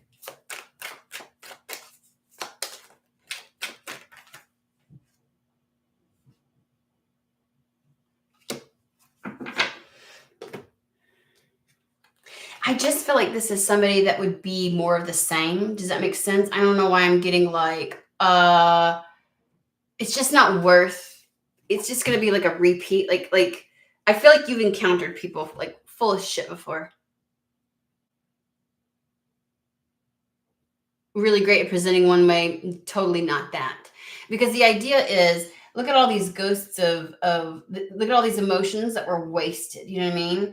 And it's like, they may have all started with some level of like passion first. You know what I'm saying? And I look at how cautious she is. Sorry. Look at how cautious she is. She's reaching for it, but you know, she fucking knows. She's had enough. She's been there, done that. You ain't dumb. It's the idea of be real discerning. It's the same shit, different person.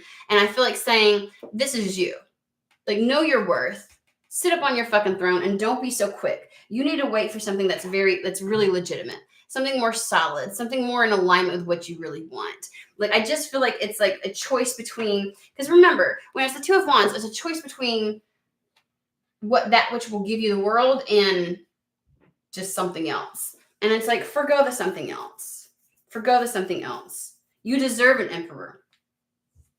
That's really what you want, right? Emperor with, and there's something here about you're gonna have option, and it's not gonna be a great option, and it's not gonna be worth coming out of anything. It's not gonna be worth engaging in. It's just not gonna be worth it. There's just too much deception, illusion, and potential sorrow connected to it. And it's like, it's just not fucking worth it. Don't do it. See past it. Okay. And I just feel like there would be confusion with this person. They'd be like, well, they act like this, but I don't know. I can't really, you know what I mean? Like, they're a fickle fuck. I just wouldn't. It's like the idea of just hold out.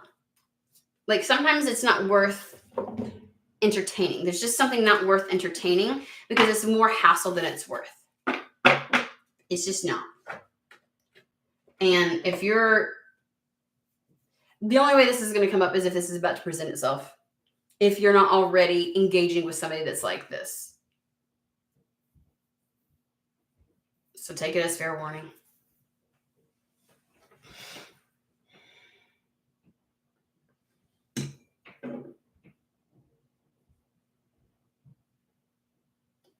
Anywho, where are we at? Oh, Terry.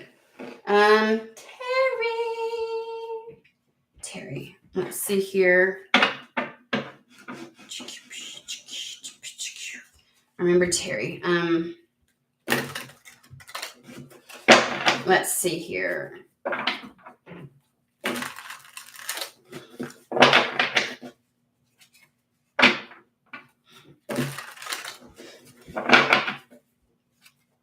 Sometimes I don't know why sometimes we'll go for something out of just boredom. Like, ooh, it's exciting, and it's like, it's not worth it. Just saying. Not worth it, promise.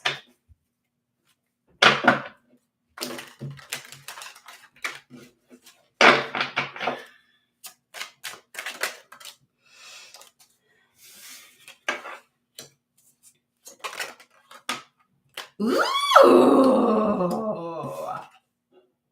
Oh, Terry.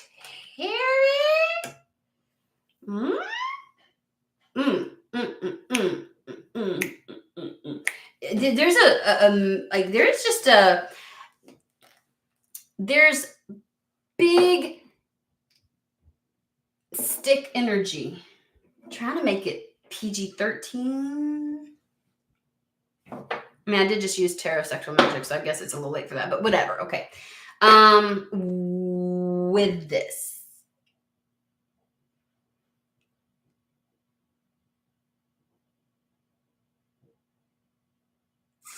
Whether you recognize it or not, you're going to be garnering attention, and I just feel like you are making so much headway right now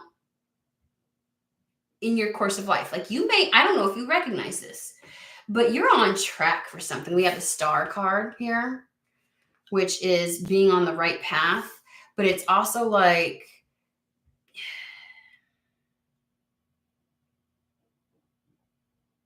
I feel like this is following your compass, and like, you're just making shit happen. They're giving me this magician energy for you. It's the type of energy where, like, I'm on course. I'm not waiting for something to happen. I'm making shit happen. Like, I am in like some level of sweet spot. You're doing exactly what you're supposed to do, and you're going to like reap as a result. The Three of Wands is your fucking ship's coming in.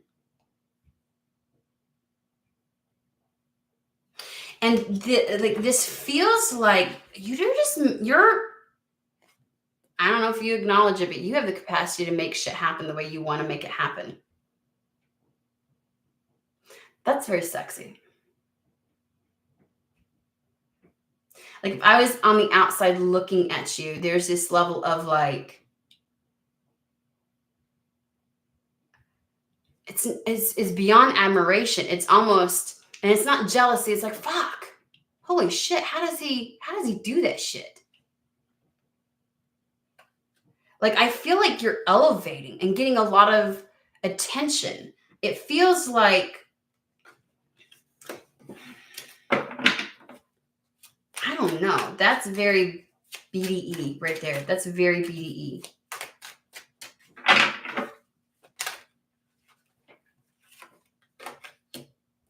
Oh, shit's about to fucking get good for you, dude.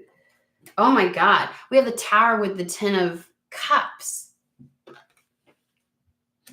I feel like saying, stay the motherfucking course. Even if you're like, bitch, I don't know what I'm doing. Stay the fucking course, because some shit's happening. Like, I just feel like you're able to, like, this is what I want. This is what I desire. This wish on a star. Like, you're making that shit fucking happen, and it's coming in. And if we're talking about the 10 of Cups,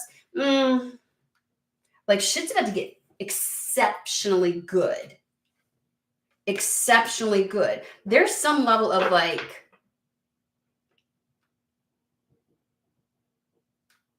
inevitable is what it feels. This isn't like a destruction energy. This is a fated, destined, meant to happen. Tell me more about the 10 of Cups.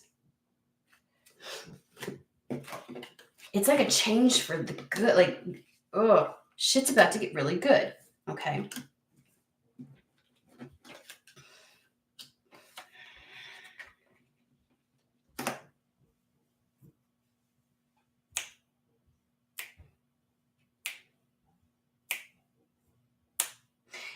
giving me the energy of it took a lot. It took a lot to get to the place that you're at, because we have the Five of Wands, which feels like there's so many things that you want, so many things that you desire, and it's been kind of like a struggle. And it's like the work to get to this place where you're in the BDE energy, okay, where you are making shit happen and it's coming to reality, okay? Because we also have like this. I feel like you've been emotionally, like if there was anything in your life up to this point, emotionally, that's where you felt like the heaviest energy. We've got the Ten of Swords, the oppression card, with the three of swords.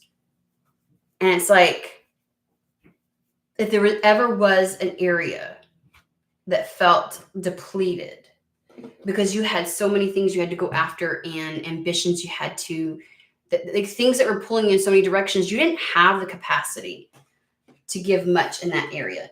But I feel like something is balancing out here. We have the King of Cups with the King of Wands. This is like, I don't know, you both energies are going after exactly what it is that you want and not settling for less. Your King of Cups doesn't just pour his cup into anybody. He's exceptionally discerning. And then the King of Wands is, I have goals, passions, desires, and I am solely focused on that and I'm going after it, right? And maybe this combination of you having to have been very selective about who you engage with emotionally or anything else like that because of your goals and the things that you were going after felt exceptionally burdensome, because it was almost in contrast, because it wasn't that you didn't want those things. It's just that it wasn't really possible at the time.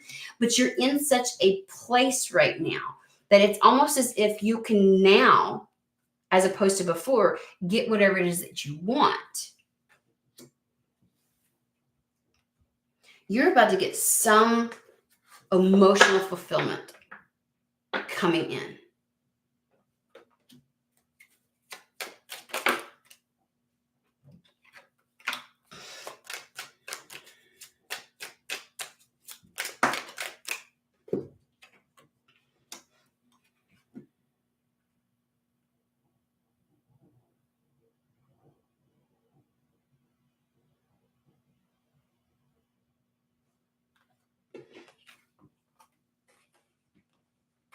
It's like something coming to fruition within your life. Like it's gonna, like Ace of Pentacles is the idea of something presenting itself within your material world. Like this is not just, it's a real tangible option. Let's put it that way. And flanking it, we have the Ten of Cups with the Queen of Cups. A very emotional, nurturing, heart-centered new beginning in your life. That's just been, it's meant to happen.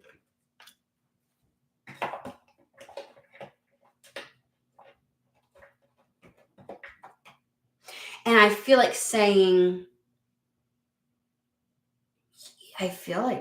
you're a little more in control of this than maybe you realize.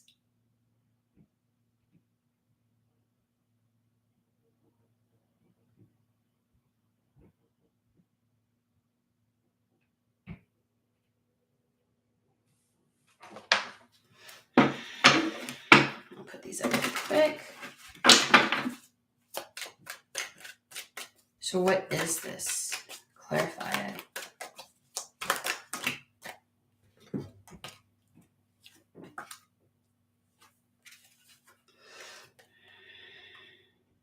Your focus is not going to be building your kingdom nearly as much. I feel like that's taken care of. Like that is secured. Like you've got that. You're managing it really well. That trajectory is taken care of. Like it, almost like it can be on cruise control right now, because we have the King of Swords with the Three of Pentacles. The King of Swords is making shit happen, making decisions, following through with it, and the Three of Pentacles is creating, building what it is that you want. And then the Hangman is no longer your focus. It's no longer your focus because it feels like it's on cruise control right now. Bitch, I told you. 2 of Cups. Okay.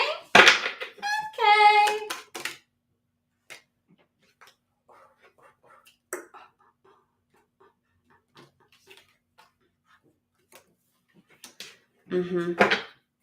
Like there's the ability to focus now more on, oh, okay. So yeah, we got the High Priestess with the 2 of Cups.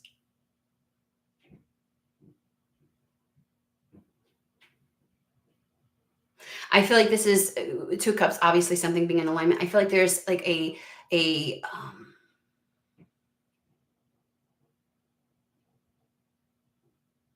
like the person that is meant for you, or a person that is in alignment with you, the possibility of that coming in now for whatever reason is it's like it's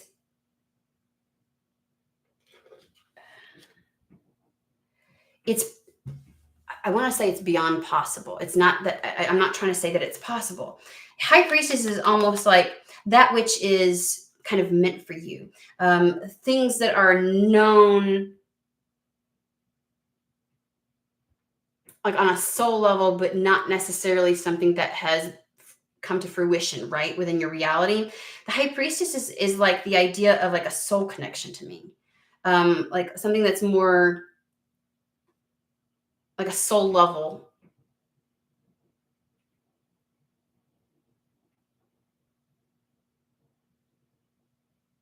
connection becoming a reality.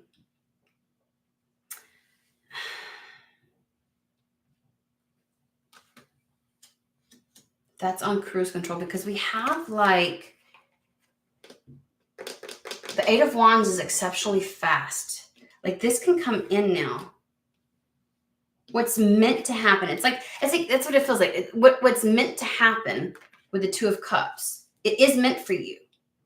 And maybe you've been feeling like you're waiting and they're like, you don't have to wait anymore. So there's something about other areas of your life now being in a good position that you can actually go after what it is that you desire and that you want, and that you have way more power and ability to bring this about. And it's like, if you really actively attempted to manifest this, to make it a reality, that it would come in. It absolutely would come in. And we've got like the 8 of Wands. I want to know about the Judgment card really quick before we end that.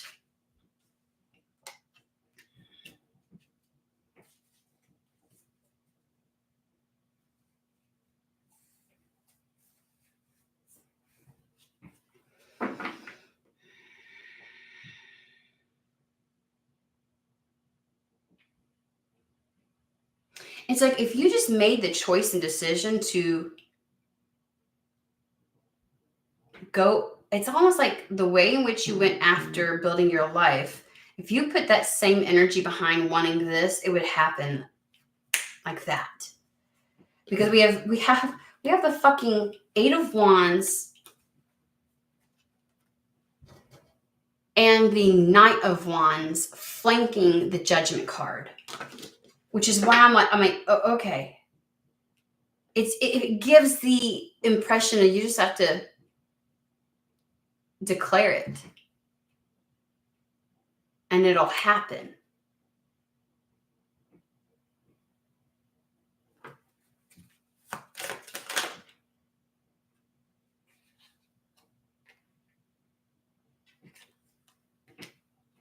It's like saying, okay, this is my focus now. This is what I want. Like the same energy you took towards setting up your life. It just feels like you underestimate your capacity in the realm of finding love.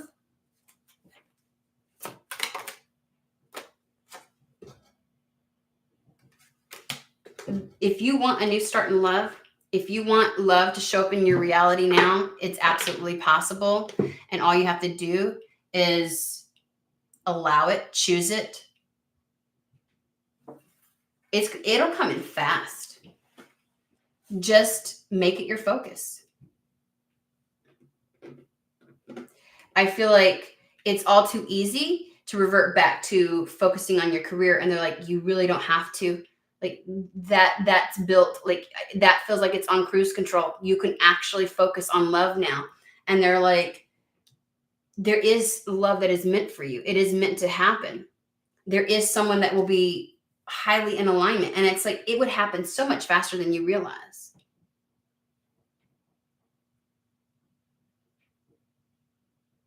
If you took the same fervor and passion and seriousness that you did to build your career towards love, it could happen quickly.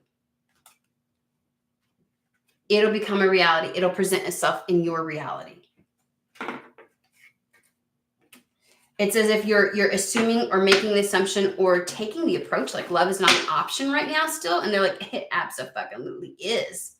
It requires a little bit more nurturing on your part to bring this in. But the 10 of Cups is only possible by somebody else bringing in the extra cup, right? Which is the Ace of Cups here. I think that they're just saying that the reality of finding the Queen of Cups, somebody willing to give you their heart, is more now than it ever was. And that, yes, it is something that's meant to happen for you. So you just got to own it.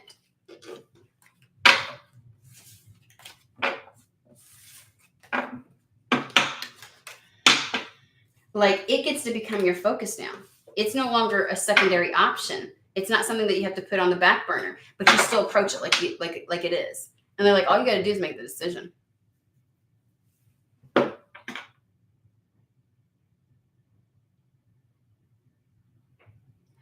There's definitely making a move. There's definitely making a move right there. So the fact that they gave me the 8 of Wands and the 9 of Wands, like this could happen like that. All it requires is for you to decide. Look, fucker. I swear. Yeah. Yeah, I would say so.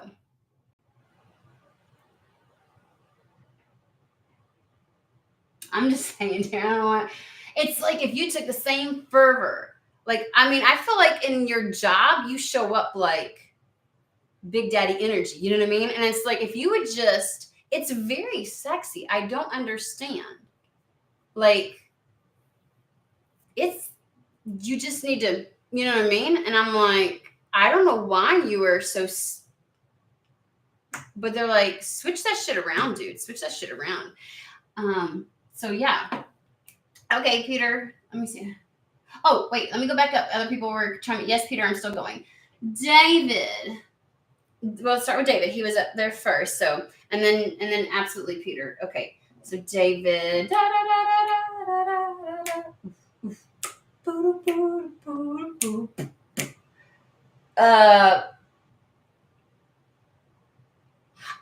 Just a message, David. I had gotten this the other day too, so I'm gonna say it now since they're bringing it back up again. Like there's this notion of, and I don't really know why they're putting it like this, but I feel like setting things up, like I feel like I don't know why they're showing me like setting up the computer and setting up the internet and like taking a leisure approach to the insurance stuff, like not having that on the back burner, but not having to hit it hard. Like I feel like acclimating to something. Does that make sense? I feel like getting in my groove with it, getting familiar with it. I don't know why they're presenting it like that. Like almost like maybe it's still in a box somewhere. Like maybe it's still on the back burner. And they're like, no, we want you to engage in it. But like the heavy hitting with it, I guess, isn't just yet. Like it's not meant to be you're not meant to bulldoze through it, something like that. I don't know why they're giving it to me like that. It feels like maybe you need the confirmation that it's okay to have this leisure approach to it right now. You know what I mean? Okay. We're going to do Sun Night Tarot for David. What is this for David?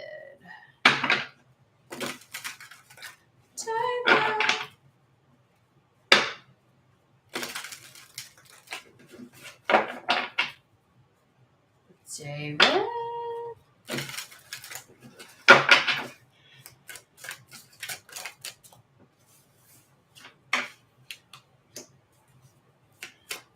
We do have the one step at a time, like taking the next step here. It doesn't have to be hard. You just need to start working on creating the structure right now. Okay, I'll pull some more cards because they're reiterating what I just said to you. We got the Two of Pentacles here, which is kind of like taking the next step on the path. Because with this one, there's not so much of a choice between the two as far as it is like one foot in front of the other. And then we have the Ten of Wands. Like they're not asking you to take an approach where it puts any type of pressure on you or like it feels like too much at once. That's not what they're saying. That's not what is meant by this. This feels like more of a well-paced, just one step at a time kind of idea to starting something off, because we got the broken egg. And then we have the Hierophant, which is all about creating the structure for what we want in our life. And so it's more about, I don't know why it feels like getting very familiar with it. I know you've had history in this, but maybe it's just like, because like, you know, where you're at and the job you're doing and everything is so different right now. It's kind of like easing into something. It's not meant to be burdensome. It's meant to be one step at a time and just like getting the feel for it. I feel like some structure, some level of like routine and comfortability needs to be built, right? For something that's to come, like for when something is meant to take off, if that makes sense. And so it's like this is not a time to be overburdened, but it's a time to go ahead and start creating it external to you, right? Because the Hierophant is all about creating the structure external to you that reflects what it is that you're wanting. And so it's just really about building that structure and figuring out what that's going to look like in your life. Okay. So I'm going to pull some different cards because I feel like I had already pretty much said that. And I want to see what else, like where are we going with this? You want Madame Adore's fortune telling really quick?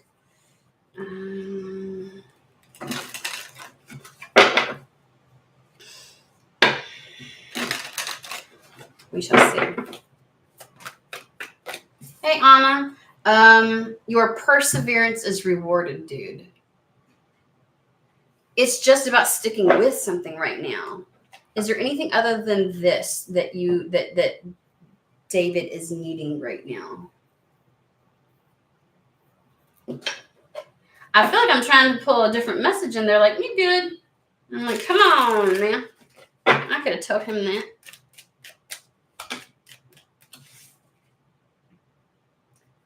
You're walking through passages of your transformation. This feels like Six of Swords type of energy. Like this is a transitory period. And it's not meant to be heavy or complicated or overburdensome, but it is like, you know, just one step in front of the other. By your own command, you brought yourself here at this moment in life. You have nothing to fear.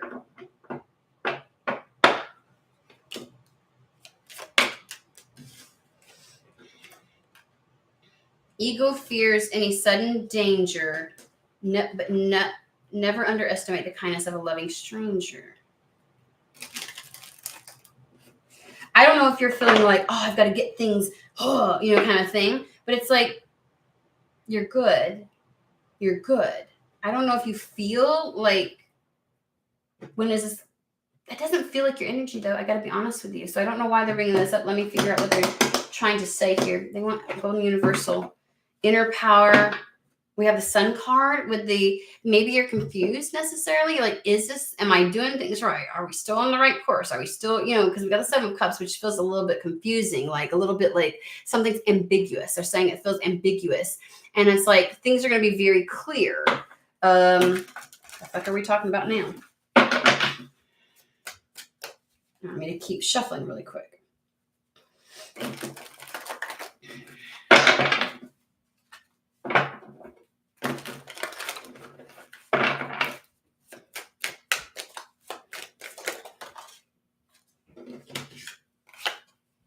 I mean,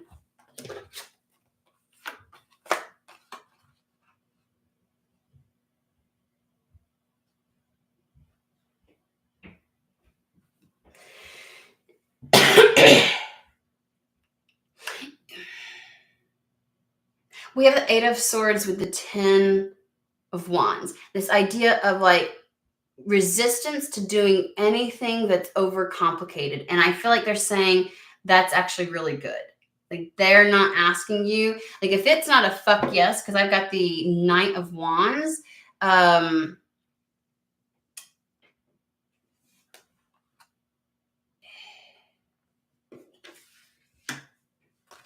The Knight of Wands in the center of this though. Like I feel the energy of just do it. Just do something.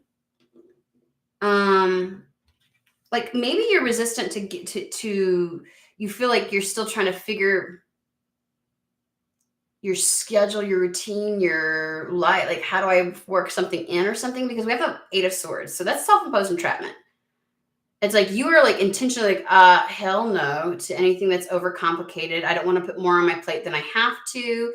Or it feels like it's too complicated right now to start something. And it's like but then we have this like don't overthink it type of energy, just do. Like the Knight of Wands is kind of the energy of just go for it. You know what I mean? Like just, see what happens. Because we have the two of Wands with the Fool card, which is choosing to take action towards and take a leap of faith with something new. Is it that you're concerned with like overdoing it or not being able to get it going? Like I want more on this Knight of Wands here, because I feel like a resistance there. Dude, you got this. The fuck? I don't know. Are you worried that things are gonna get overcomplicated, or that you're not gonna be able to do it or bring it to fruition, or are you just worried that you're gonna put too much on your plate and you're like, I'm not gonna fucking do it. I'm not putting too much on my plate. And they're like, it's not gonna be like that. Whatever you're looking at your situation going, with, it's not what you're that's not it. We have the Six of Wands with the Queen of Pentacles. You fucking got this. Like this is going to be easy peasy, lemon squeezy, easy victory. It's not going to be complicated. They're not asking you to do anything complicated. It's like, I don't know if you feel like you're like, I think they want you to get started immediately with it. Like just get something, like get more in the groove with something. I don't know. They're making it sound like you're not, there's a resistance in you to taking steps towards that. Like you're just like, and they don't want you to be overburdened. And I think this is a reassurance that it's like, it's going to be a lot easier.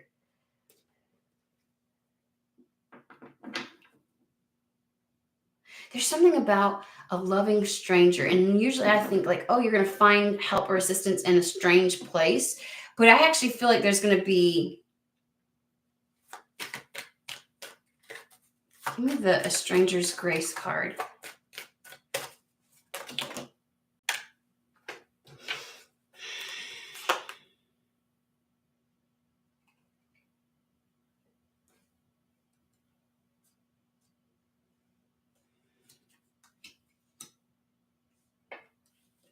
You will be able to walk away from working for somebody else. We have the Hierophant, which is like institutions, organizations, like big, large corporations and companies. And it's like, you're going to fucking be able to walk away from that. You will. You will. You will. Because it will, even though it may take just a little bit to get popped off, it is going to pop off. It is going to blossom, right? You put all the seeds in and all you got to do is keep taking the paced approach to it. And it's like, you're going to get your fucking wish. Nine of Wands. You're going to make this motherfucking shit happen and pop off. We have the Nine of Cups, wish fulfillment, with the Magician card. You will, this will manifest. It will. And then we have the Page of Wands. You will be able to embark on this new, like, this feels like that this project is like, it's going to take off. It's going to have life. You'll be able to go after your desire. I don't know if there's something about your current circumstance that makes it feel like, making that transition looks like it might be too difficult or it might get burdensome at some point.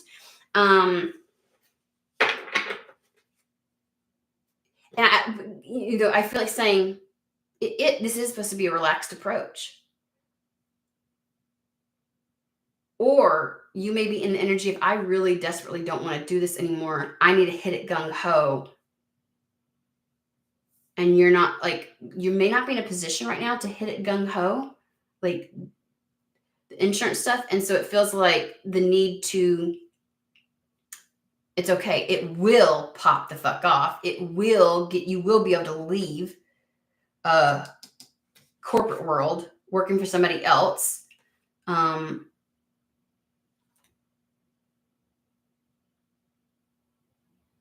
And it's going to take off faster than you realize. You just got to like not overthink it and just do it. That's what the Knight of Wands makes you feel like. It's like, don't overthink it. It's going to happen. You've got everything you fucking need to make this shit a success.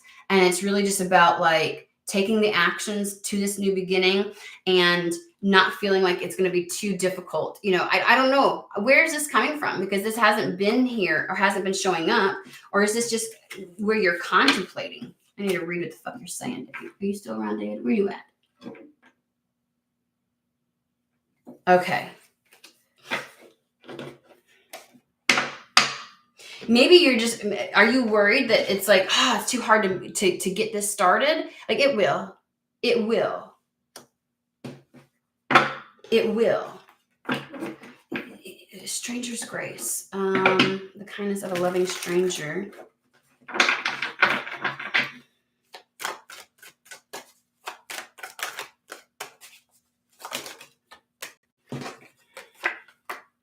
Like just hold, like it's going to happen. It's going to pop off. It's good. It will pop off. It may be a bit frustrating, right? And maybe that's it. Maybe getting it going, it feels like it's, you know, it's like it's feeling, you know, I don't know. But something about it makes me feel like it's more mental than what it feels.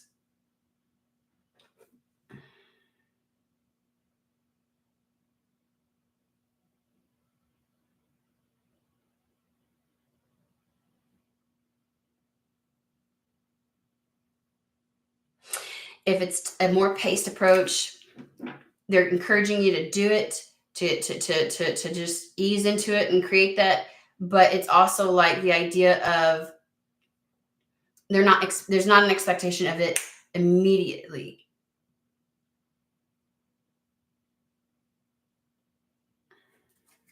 They're not addressing the internet thing. Is there something to address there?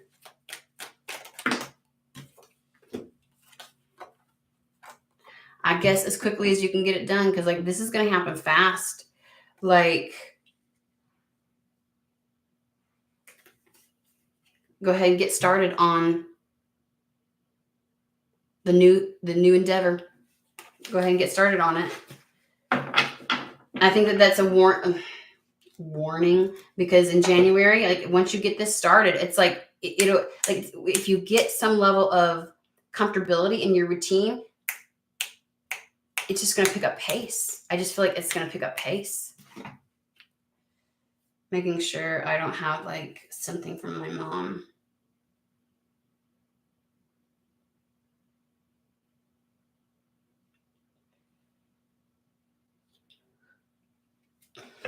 So, alrighty, dude. I feel like I'm a little left out as to why they're approaching it like that, but I sure hope it fucking makes sense to you.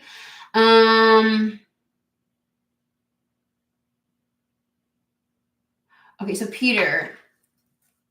All right, Peter, for you, we're going to, I don't know if I'm going to be able to get that.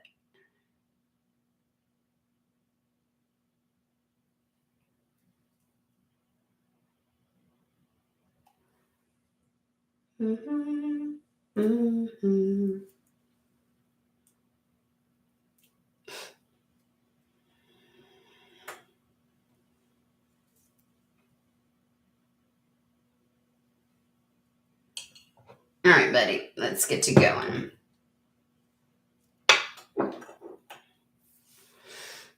Here we go.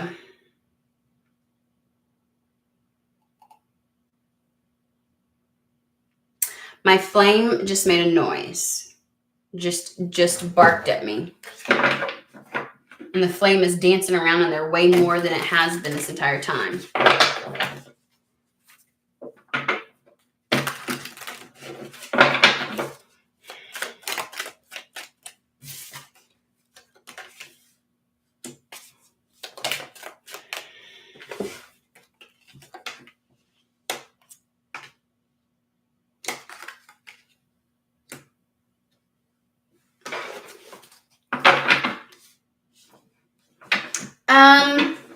It feels like trying to build your work up feels a bit laborious. It feels a bit oppressive. Like there's a lot of resistance with it. We've got the Three of Pentacles, which is a Lord of material work, and then we have the Lord of oppression. Like it's taking a lot to do something here.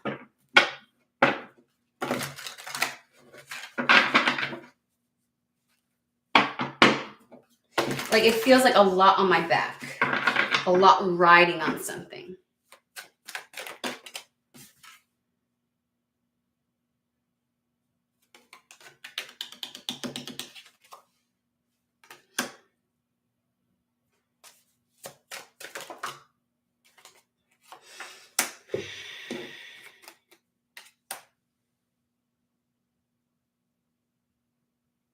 So we have the Queen of Pentacles here. Again, capacity to handle it all. You've got it. Even though this feels very weight of the world on my shoulders type of energy, or just like, God, like work's taking more work, than it should. And we have the Queen of Pentacles with the Nine of Pentacles, but you have the capacity to free yourself financially. Like you have the ability to get to this level of independence and financial freedom. Okay.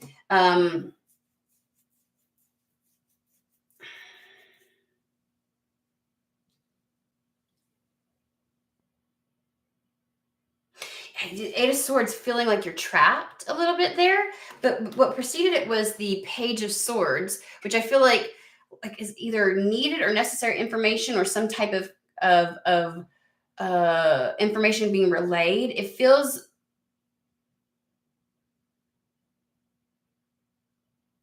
something being communicated, relayed. Eight of Swords with the Queen of Cups. You feel like you can't do some enjoy, like you can't.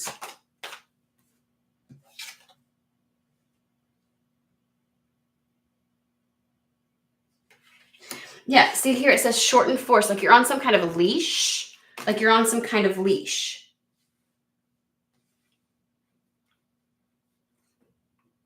Like you're boxed in. Like not being able to do exactly what you want. Like you can't, it's not being able to step outside of the box, step outside of the bounds. Eight of Swords is like this entrapment.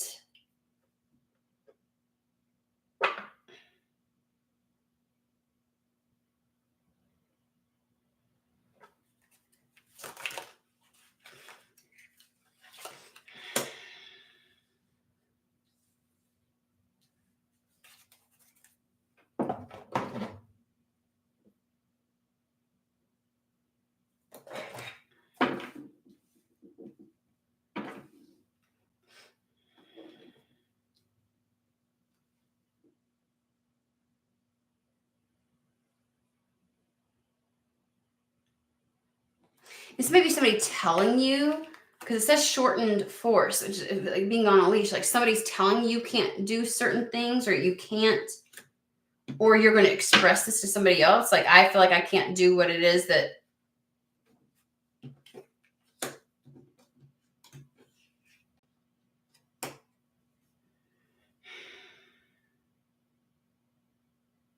This is the only one that I am not certain about, because over here we have the Three of Wands, which is your ships coming in, and then the Two of Swords. But in this particular Two of Swords, it literally says Lord of Peace Restored.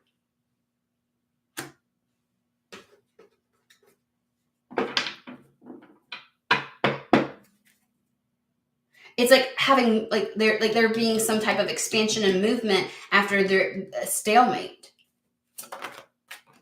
So what is?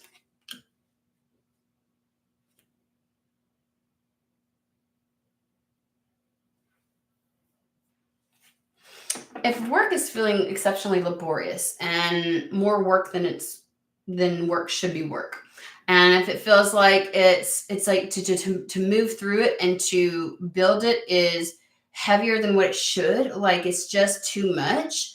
It's like spirit saying you have the capacity. You will get to the point of having this level of independence and freedom financially. You will have the material gain that you're seeking.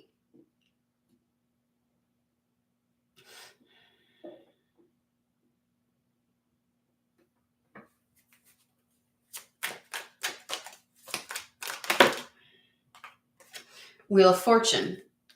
Something is going to change. I feel like whatever this communication is, it may be something that is brought to your or something that is brought to you that addresses this limiting factor.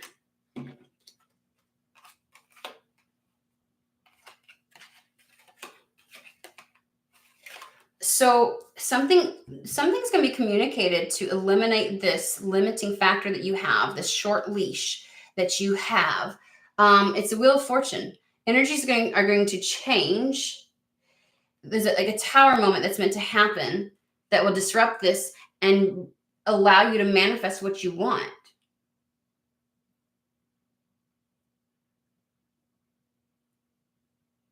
I keep waffling. I keep going, is this something that he needs to discover? Something that because this, it's also the study card. It is the investigating, the figuring it out, all that kind of stuff. And it's like, no, it actually is something coming in. I'm not exactly sure what this message is, though. What is going to be relayed that suddenly addresses this short leash, whatever it is. It's like it blows it out of the water. It's a tower moment. It allows it to, it breaks things down. The energies go in your favor and you're able to start manifesting. There's this idea of being able to feel fulfilled again and happy about what you're doing and a return to joy with that. Like it's going to become pleasurable again. So whatever is making this feel like this is way more work than it should be, and like work is feeling like laborious to me, and it feels oppressive in nature, and like like weighing you down.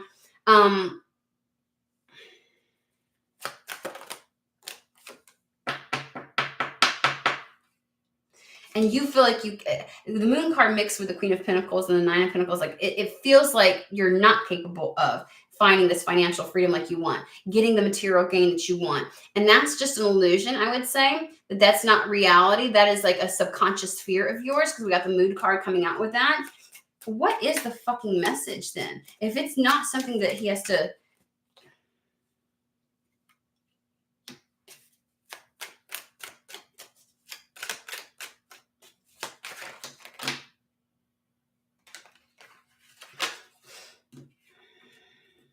It's something that has you moving in a different direction, moving differently.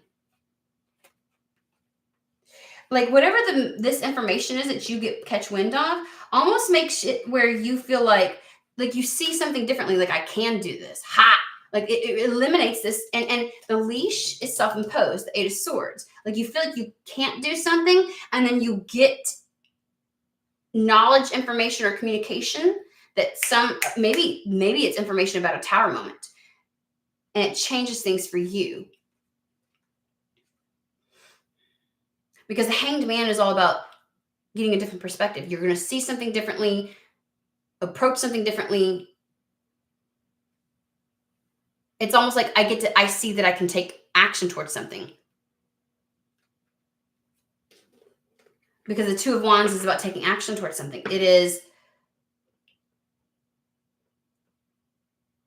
like you choose a different action. What the fuck? Okay, so the news is about a tower moment then that changes things? Is the news about a tower moment then?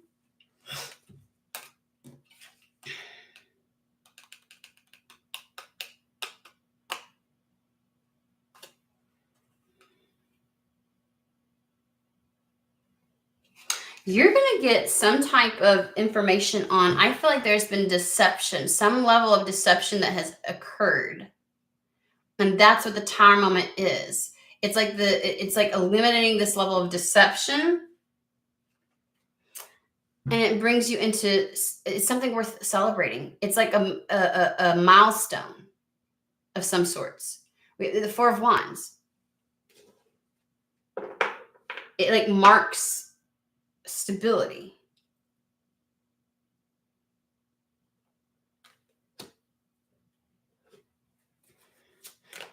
Some level of peace is going to be restored.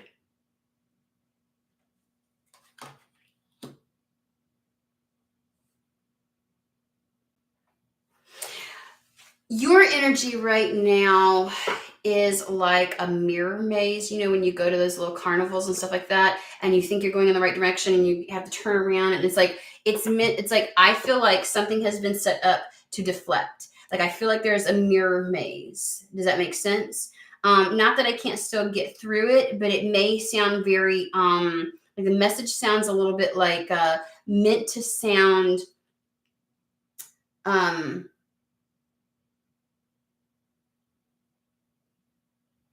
like coded almost. Does that make sense? So that it's not like it's not forthright and outright a little bit. It's kind of like smoke and mirrors a little bit, like I'm having to navigate something, and you got to read between the lines, so to speak. So you're showing me like a mirror maze. Like right now, it's like, it's not that I can't get through to the end of it. It's just that it's meant to make somebody get lost. So like I feel like something's been set up so that if something's trying to get to you, it almost gets lost in the process of that.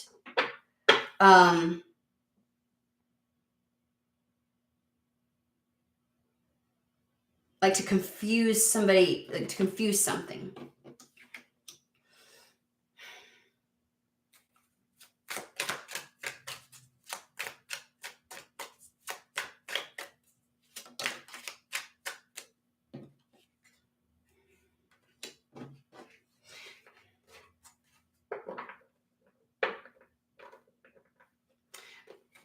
Let's just do certain things. The burden of work is going to be lifted. If you're believing like, I don't have the way to get any financial gain or get financially independent, that is not true. That is an illusion, and that's going to be revealed to you. That might be what is being revealed to you here. There's some level of Tower moment that's going to cause this short leash that's on you. Eight of Swords, like it's a bit of a self-imposed entrapment, but it's really not. There's a Tower moment that happens. Some level of deception, I think. Like it changes from,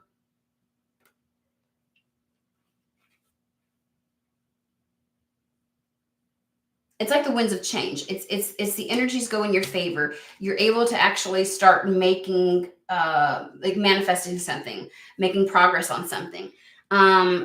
This, whatever is tied to this message that's a Tower moment, is also, because the Seven of Swords,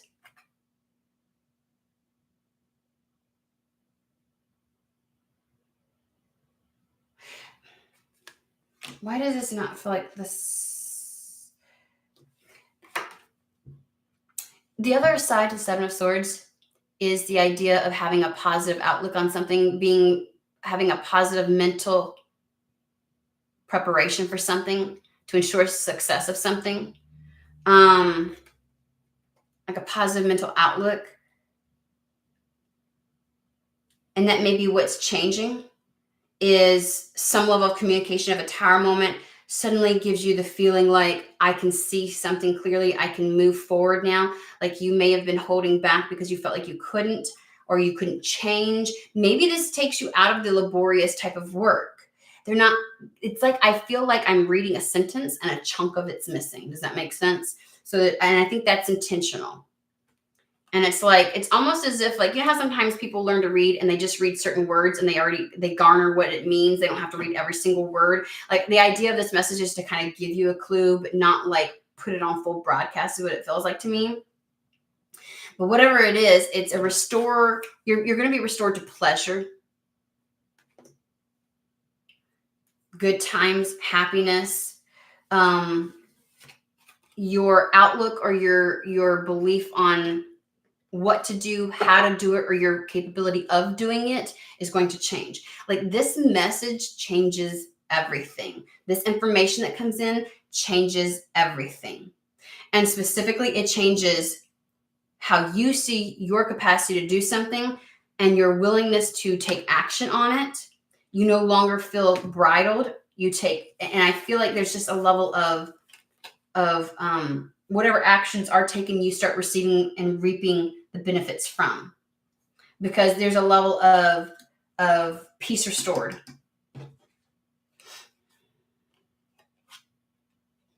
And I feel like work will take off. We have the Three of Pentacles again with the Page of Wands. Like, you get reinvigorated and passionate, and something just takes off. Man, I feel like you and David flipped the script, because it used to be like that, trying to read for Dave. Holy shit. And now it's a lot easier. And like right now, your energy is like a mirrored maze. So, which is probably a good thing right now.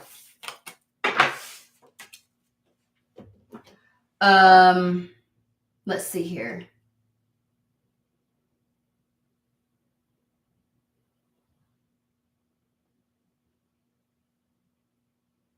There's a way, David. You can get, like, it's not something that has to be installed. Like, there, I know that there are like it's like a portable internet router. I've seen people do it, and it works no matter where they're at. And I assume, I've never looked into it, that it's like satellite based or something. But I know that there are internet routers that you can get that does not require it to be installed. Now, I don't know what the requirements of the other thing is. Like, if they're like, you have to have it, like, you know, like if you use a program for the insurance stuff, whether or not like it needs to be Ethernet. Like, I know some businesses require you to be for the security or whatever. I don't really know what your requirements are, but there are. It's like a business router where wherever you go, you have access to internet. So there's a workaround, is what I would like to say. There's a workaround. All right, Kelsey.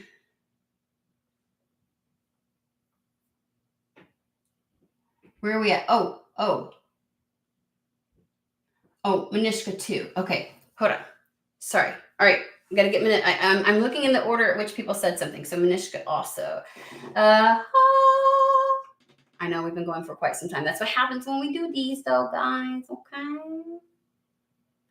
Okay. Kelsey, you'll be next after Manishka. So,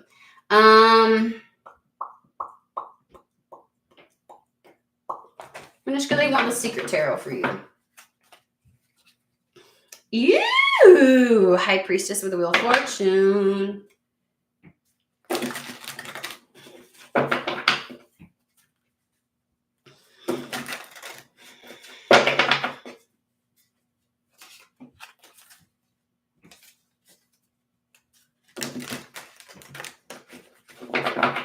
That was a little wonky. All right, let's do this. Manishka.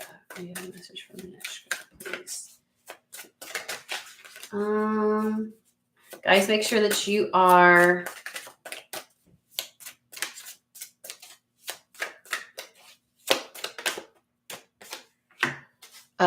hitting the like button. If you're sticking around getting a reading, make sure you hit the like button. Page of Swords.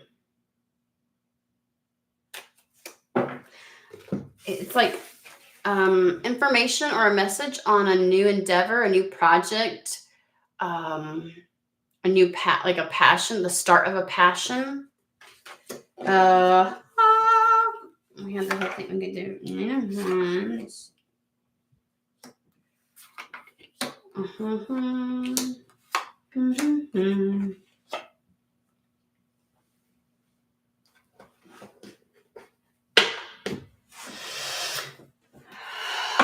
I feel like you have protected a wish of yours. We got the Nine of Wands with the Star card. Nine of Wands is almost like, you know, like the helicopter parent, the one that's like so protective.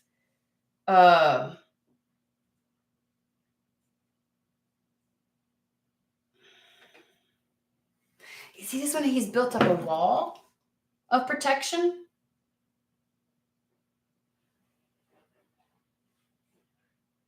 Like from things that could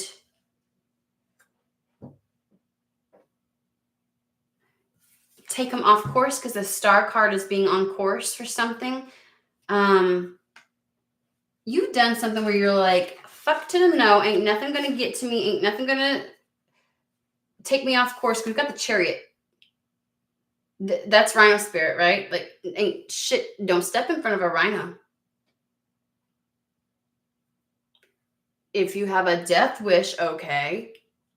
But that shit will be like, you will be mauled over. The rhino's not stopping for you. The rhino will run right the fuck over you. Like, there's this level of, I wish a motherfucker would. I dare a bitch to do. This is like nothing will take me off of what is meant for me, off of my course. I'm following my North Star. I am on the right path, and absolutely nothing and no one will take me off of this.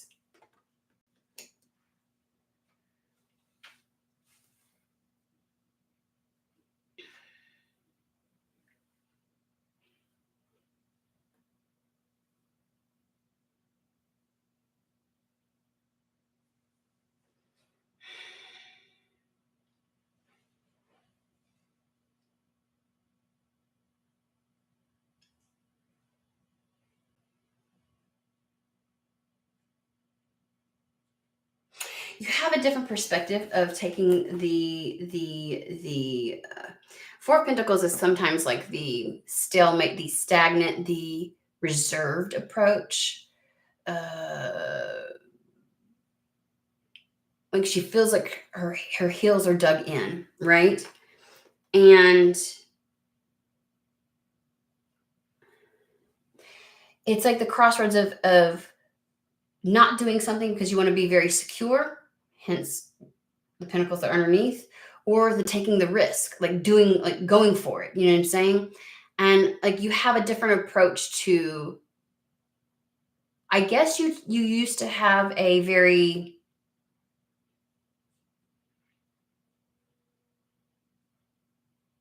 tempered approach to something. Like, I'll take some risk, I'll take some maneuvers, but I'm also going to, this is like sitting on the fence type of energy. I'm going to secure my stability, but I'll kind of take action towards this and kind of not. Like, there's a different approach. Hanged Man. There's a different, like, I'm not taking that stance anymore, because over here, we've got the Page of Wands. This motherfucker picked up the Ace of Wands right here. Like, there's no longer this cautious approach to something.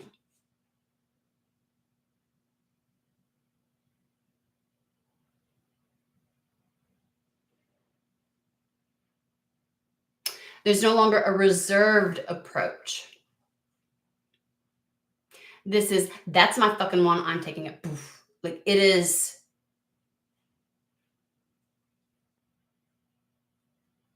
Like Pages being the younger energy, the unencumbered willingness to go after what you want.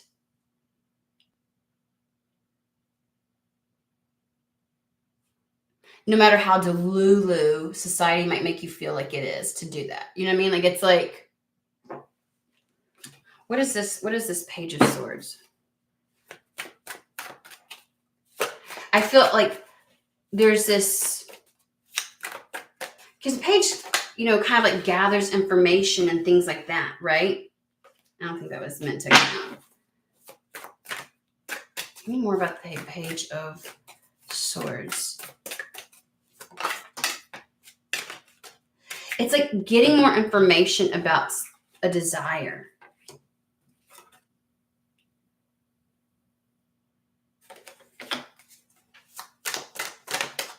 Are you looking at ways to make something happen? Because you're like, this shit's gonna fucking happen. Like, there's no more like, oh, I don't know what to do.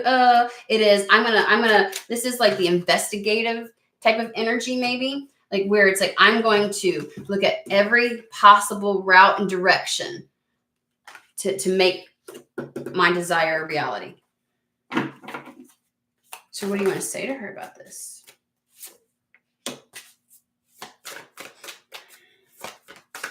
You may have been confused before about the best route, the best way to do this.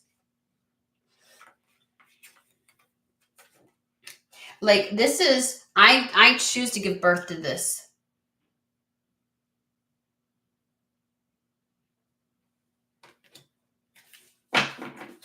The Empress with the Lovers is, I'm choosing this. Why?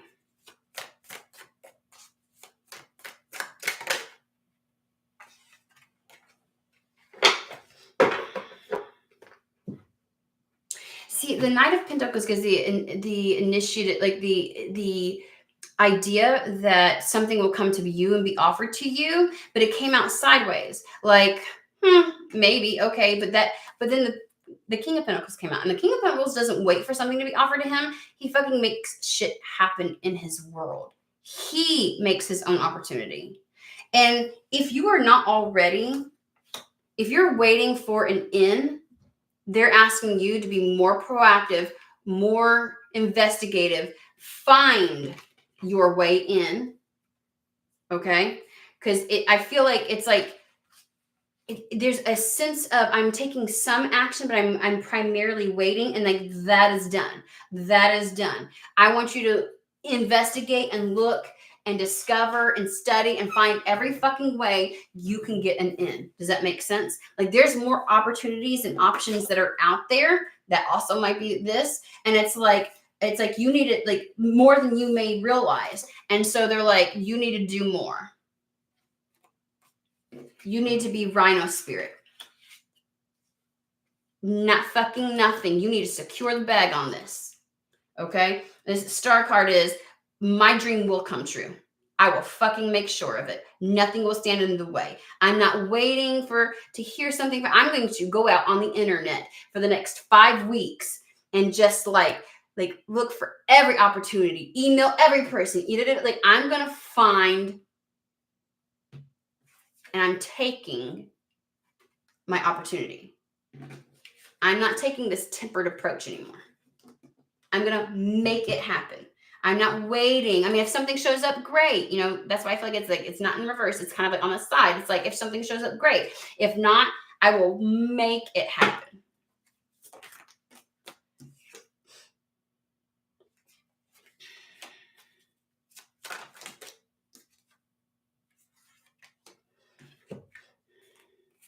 You will do what you love.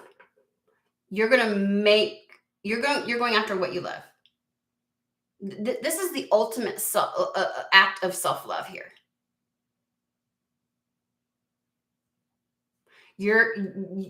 Come hell or high water, you're going to do it. And that's exactly what they're encouraging you to do. It's like the idea of not waiting.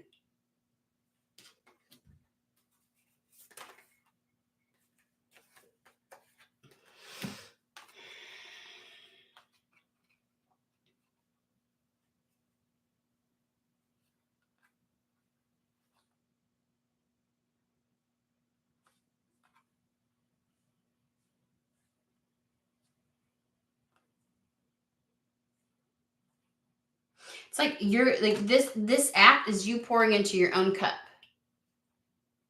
You're fueling your own dreams.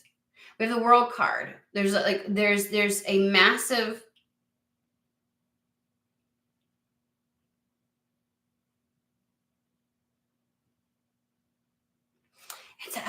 I keep wanting to say a fate, like, like a new cycle begins, like something is closing out and you're moving into something. But it's not like a phase. I can't use the word phase. Um,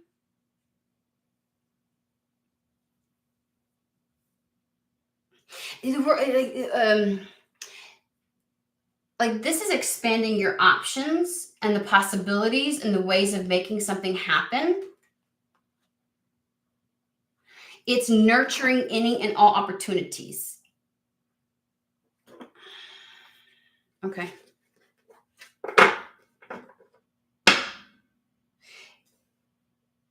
Expanding.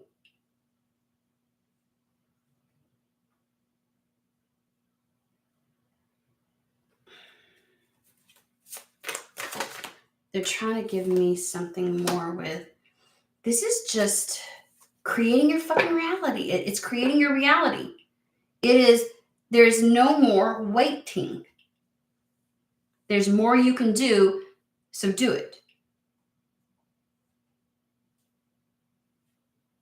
There's this level of, this is an act of self-love. Tell me about the world, please.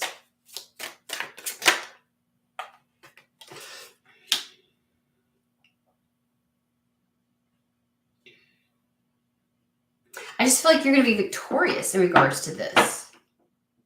And it's like, I mean, the world is a very big place, right? And it's like, maybe you have been looking in a very limited amount of places, since they're talking about like you really investigating this. Because it's like getting focused and going after it gung-ho. King of Wands. This is my desire, and I am singularly focused, and it's out there somewhere. Like the opportunities are vast. And that maybe where your heart lies, what will fill your cup up, what's worth nurturing is further than the old haunts that you're used to looking at. Like it's almost like trying to go after a goal, but repeating the same actions, going to the same places. And it's like, there's more opportunity out there and you need to explore that.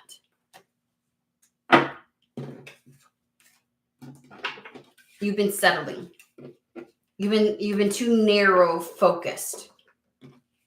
Maybe in opening up the options, you find exactly what you're looking for. It's like trying to look for a job and only going to LinkedIn over and over and over again. They're like, it's not there. I mean, by all means, could you potentially get something great from there? Absolutely. The Knight of Pentacles on its side. But you need to make this happen. And somehow it's like an act of self-love. If you really, truly love this and you really, truly want it, make it so. Okay? All righty. And then Kelsey.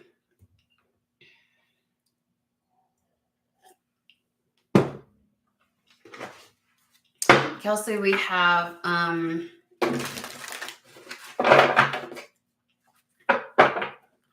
Angel Oracle.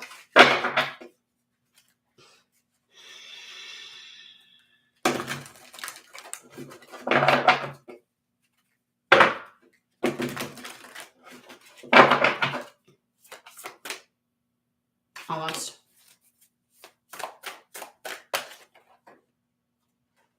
I'm coming out a little wonky.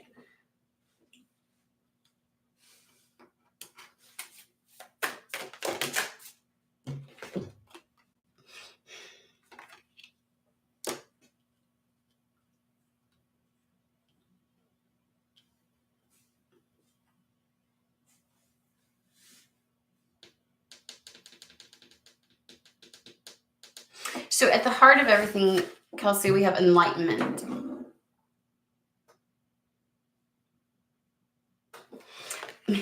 Funny thing is, it's characterized by somebody that's set ablaze, right? It's almost as if it's like purification by fire. Like there's some level of being burned that brings about some level of enlightenment for you, some level of clarity and understanding. Like having to walk through the fire. And there's this level of vigilance. And this one's called vision and diplomacy. And diplomacy feels like more like the leadership that it takes to see a vision through. And then we're talking about the vigilance to make something so.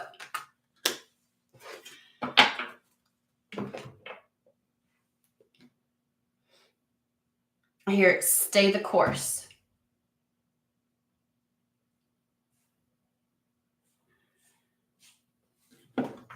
Hermetic Tarot.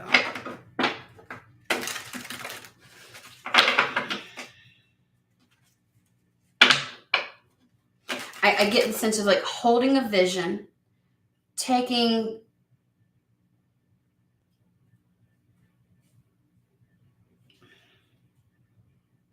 because you got the owl, which is very wizened, and I want to say diplomat, like this level of leadership, appropriate action towards that vision, being vigilant, and it's almost as if like you come out the other side. The enlightenment comes from walking through fire. It feels like stay the course. It is coming to some understanding, the truth of a matter, right? Because the Two of Swords is all about like some level of truth.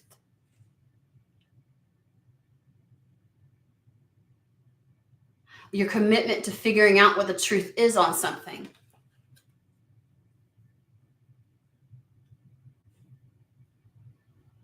In this particular one, it's like you are examining or moving through the idea or notion of two truths that seem to be somehow competing against one another. But in this particular one, it's the realization that the truth is somewhere in the middle. It's not an either or situation. It is this and that.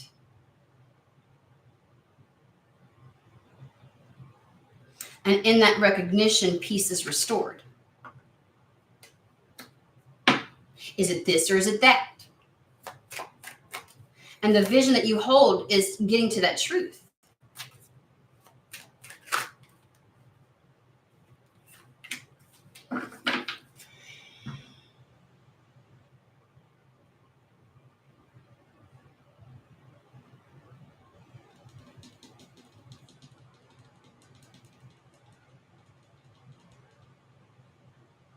And there's some level of, this is called the Ten of Cups, ultimate joy, the joy that you get to share with others and that your environment gets to share back with you, the happiness, but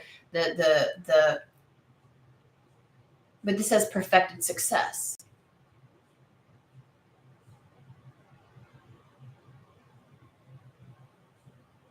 It's like through walking in the fire, you come to some level of understanding and truth, which is the enlightenment.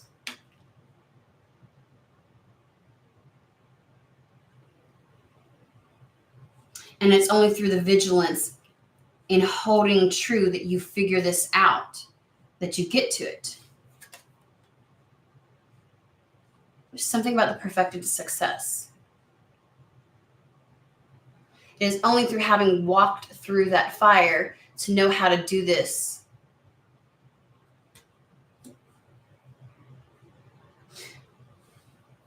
It's like to reach this level of peace and joy and happiness, both within oneself, but that you can share with the world around you. It's not having the disdain for life and how things unfold and what's going, like this exchange. There's this reciprocity. You want life to love you as much as you love it. And there's something of having to walk through fire to figure this out, to get to that place. To get to this place of having peace restored so that you can then love life again and life can love you back.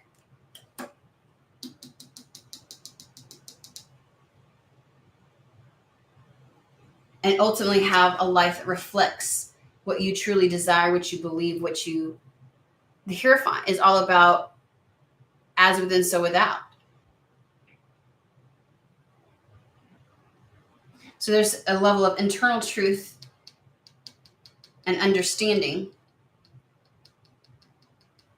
and finding that almost like relieves you and allows you to experience joy again.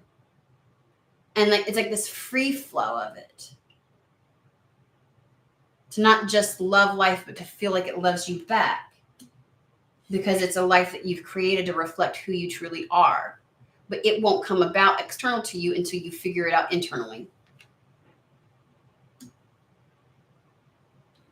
That peace, that joy, and that free flow will not arrive until you've arrived at it internally.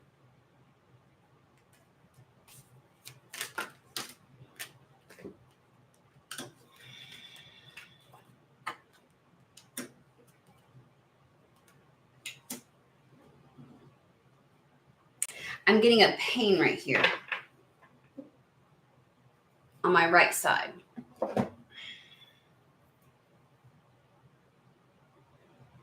Completely went away as soon as I said something.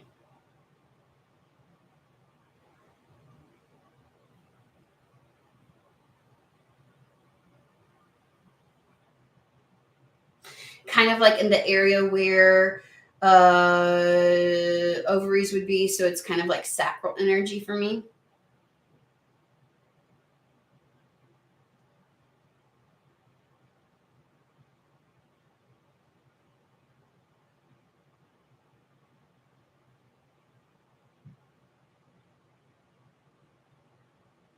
You're not going to be able to feel permanently back in control or in mastery of your life until you let go of the Five of Cups. This idea or notion of overly focusing on what has gone wrong, what could go wrong. We've got the Knight of Pentacles with the Emperor. The Knight of Pentacles is feeling solid, secure, stable within the Emperor. Like really feeling like you're grounded and capable of creating the life that you want until you let go of this fear. Until you let go of the Five of Cups, the preoccupation with. You will never feel secure enough. You will never feel capable enough.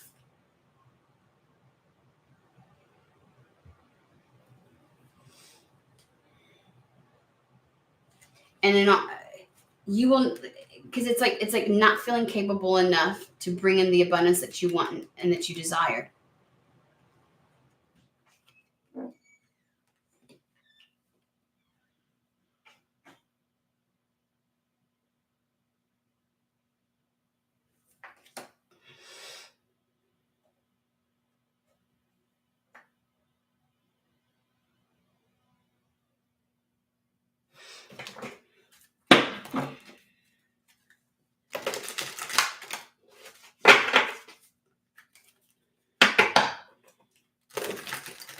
That's what it's like. Baptized by fire is what it is.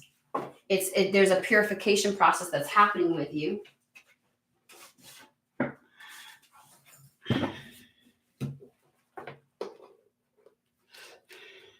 guess I should pull out the card first. I mean, I'm going to put it back because that wasn't intentional.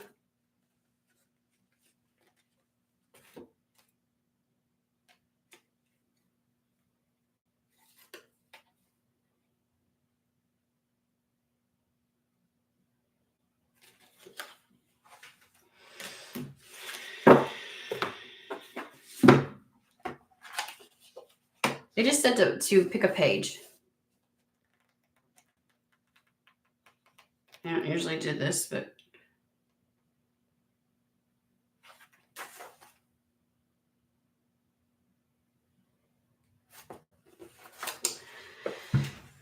Heyoka, the trickster has appeared on your horizon. You are in for a barrel of laughs. You may be doing exactly the opposite of what you need to be doing and are about to get busted for it. Stop leaking your creative energy, sacral, on other people's problems or high drama. Stop being so serious and crack a smile, or coyote will dog your dreams. Remember that some days you are fire plug and some days you are the dog. That goes for everyone. So don't let getting pooped on get you down. Learning through laughter or opposites can be fun. The keynote of the Heyoka card is to lighten up and start balancing the sacredness with irreverence, the seriousness with the play. If you are just being stubborn, it may be time to create a contrary lesson that will force you to crack up, crack a smile, or trick you into going into the crack in the universe to find out what's really important. The divine trickster is the perfect integration of all things that are wise and foolish, sacred and irreverent. When we ask for those lessons, we need to be prepared for adventure. We need to be willing to laugh and to have others laugh with us. We will have achieved the ultimate union of opposites when we learn to celebrate more than we mourn. When we learn to celebrate more than we mourn. The time has come to laugh and reclaim your divine right to find pleasure in the sacredness of being human.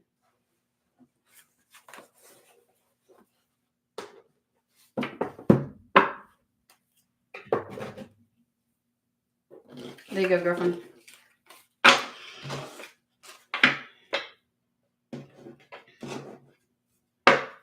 Alrighty. We are done. Bye, Terry. Okay.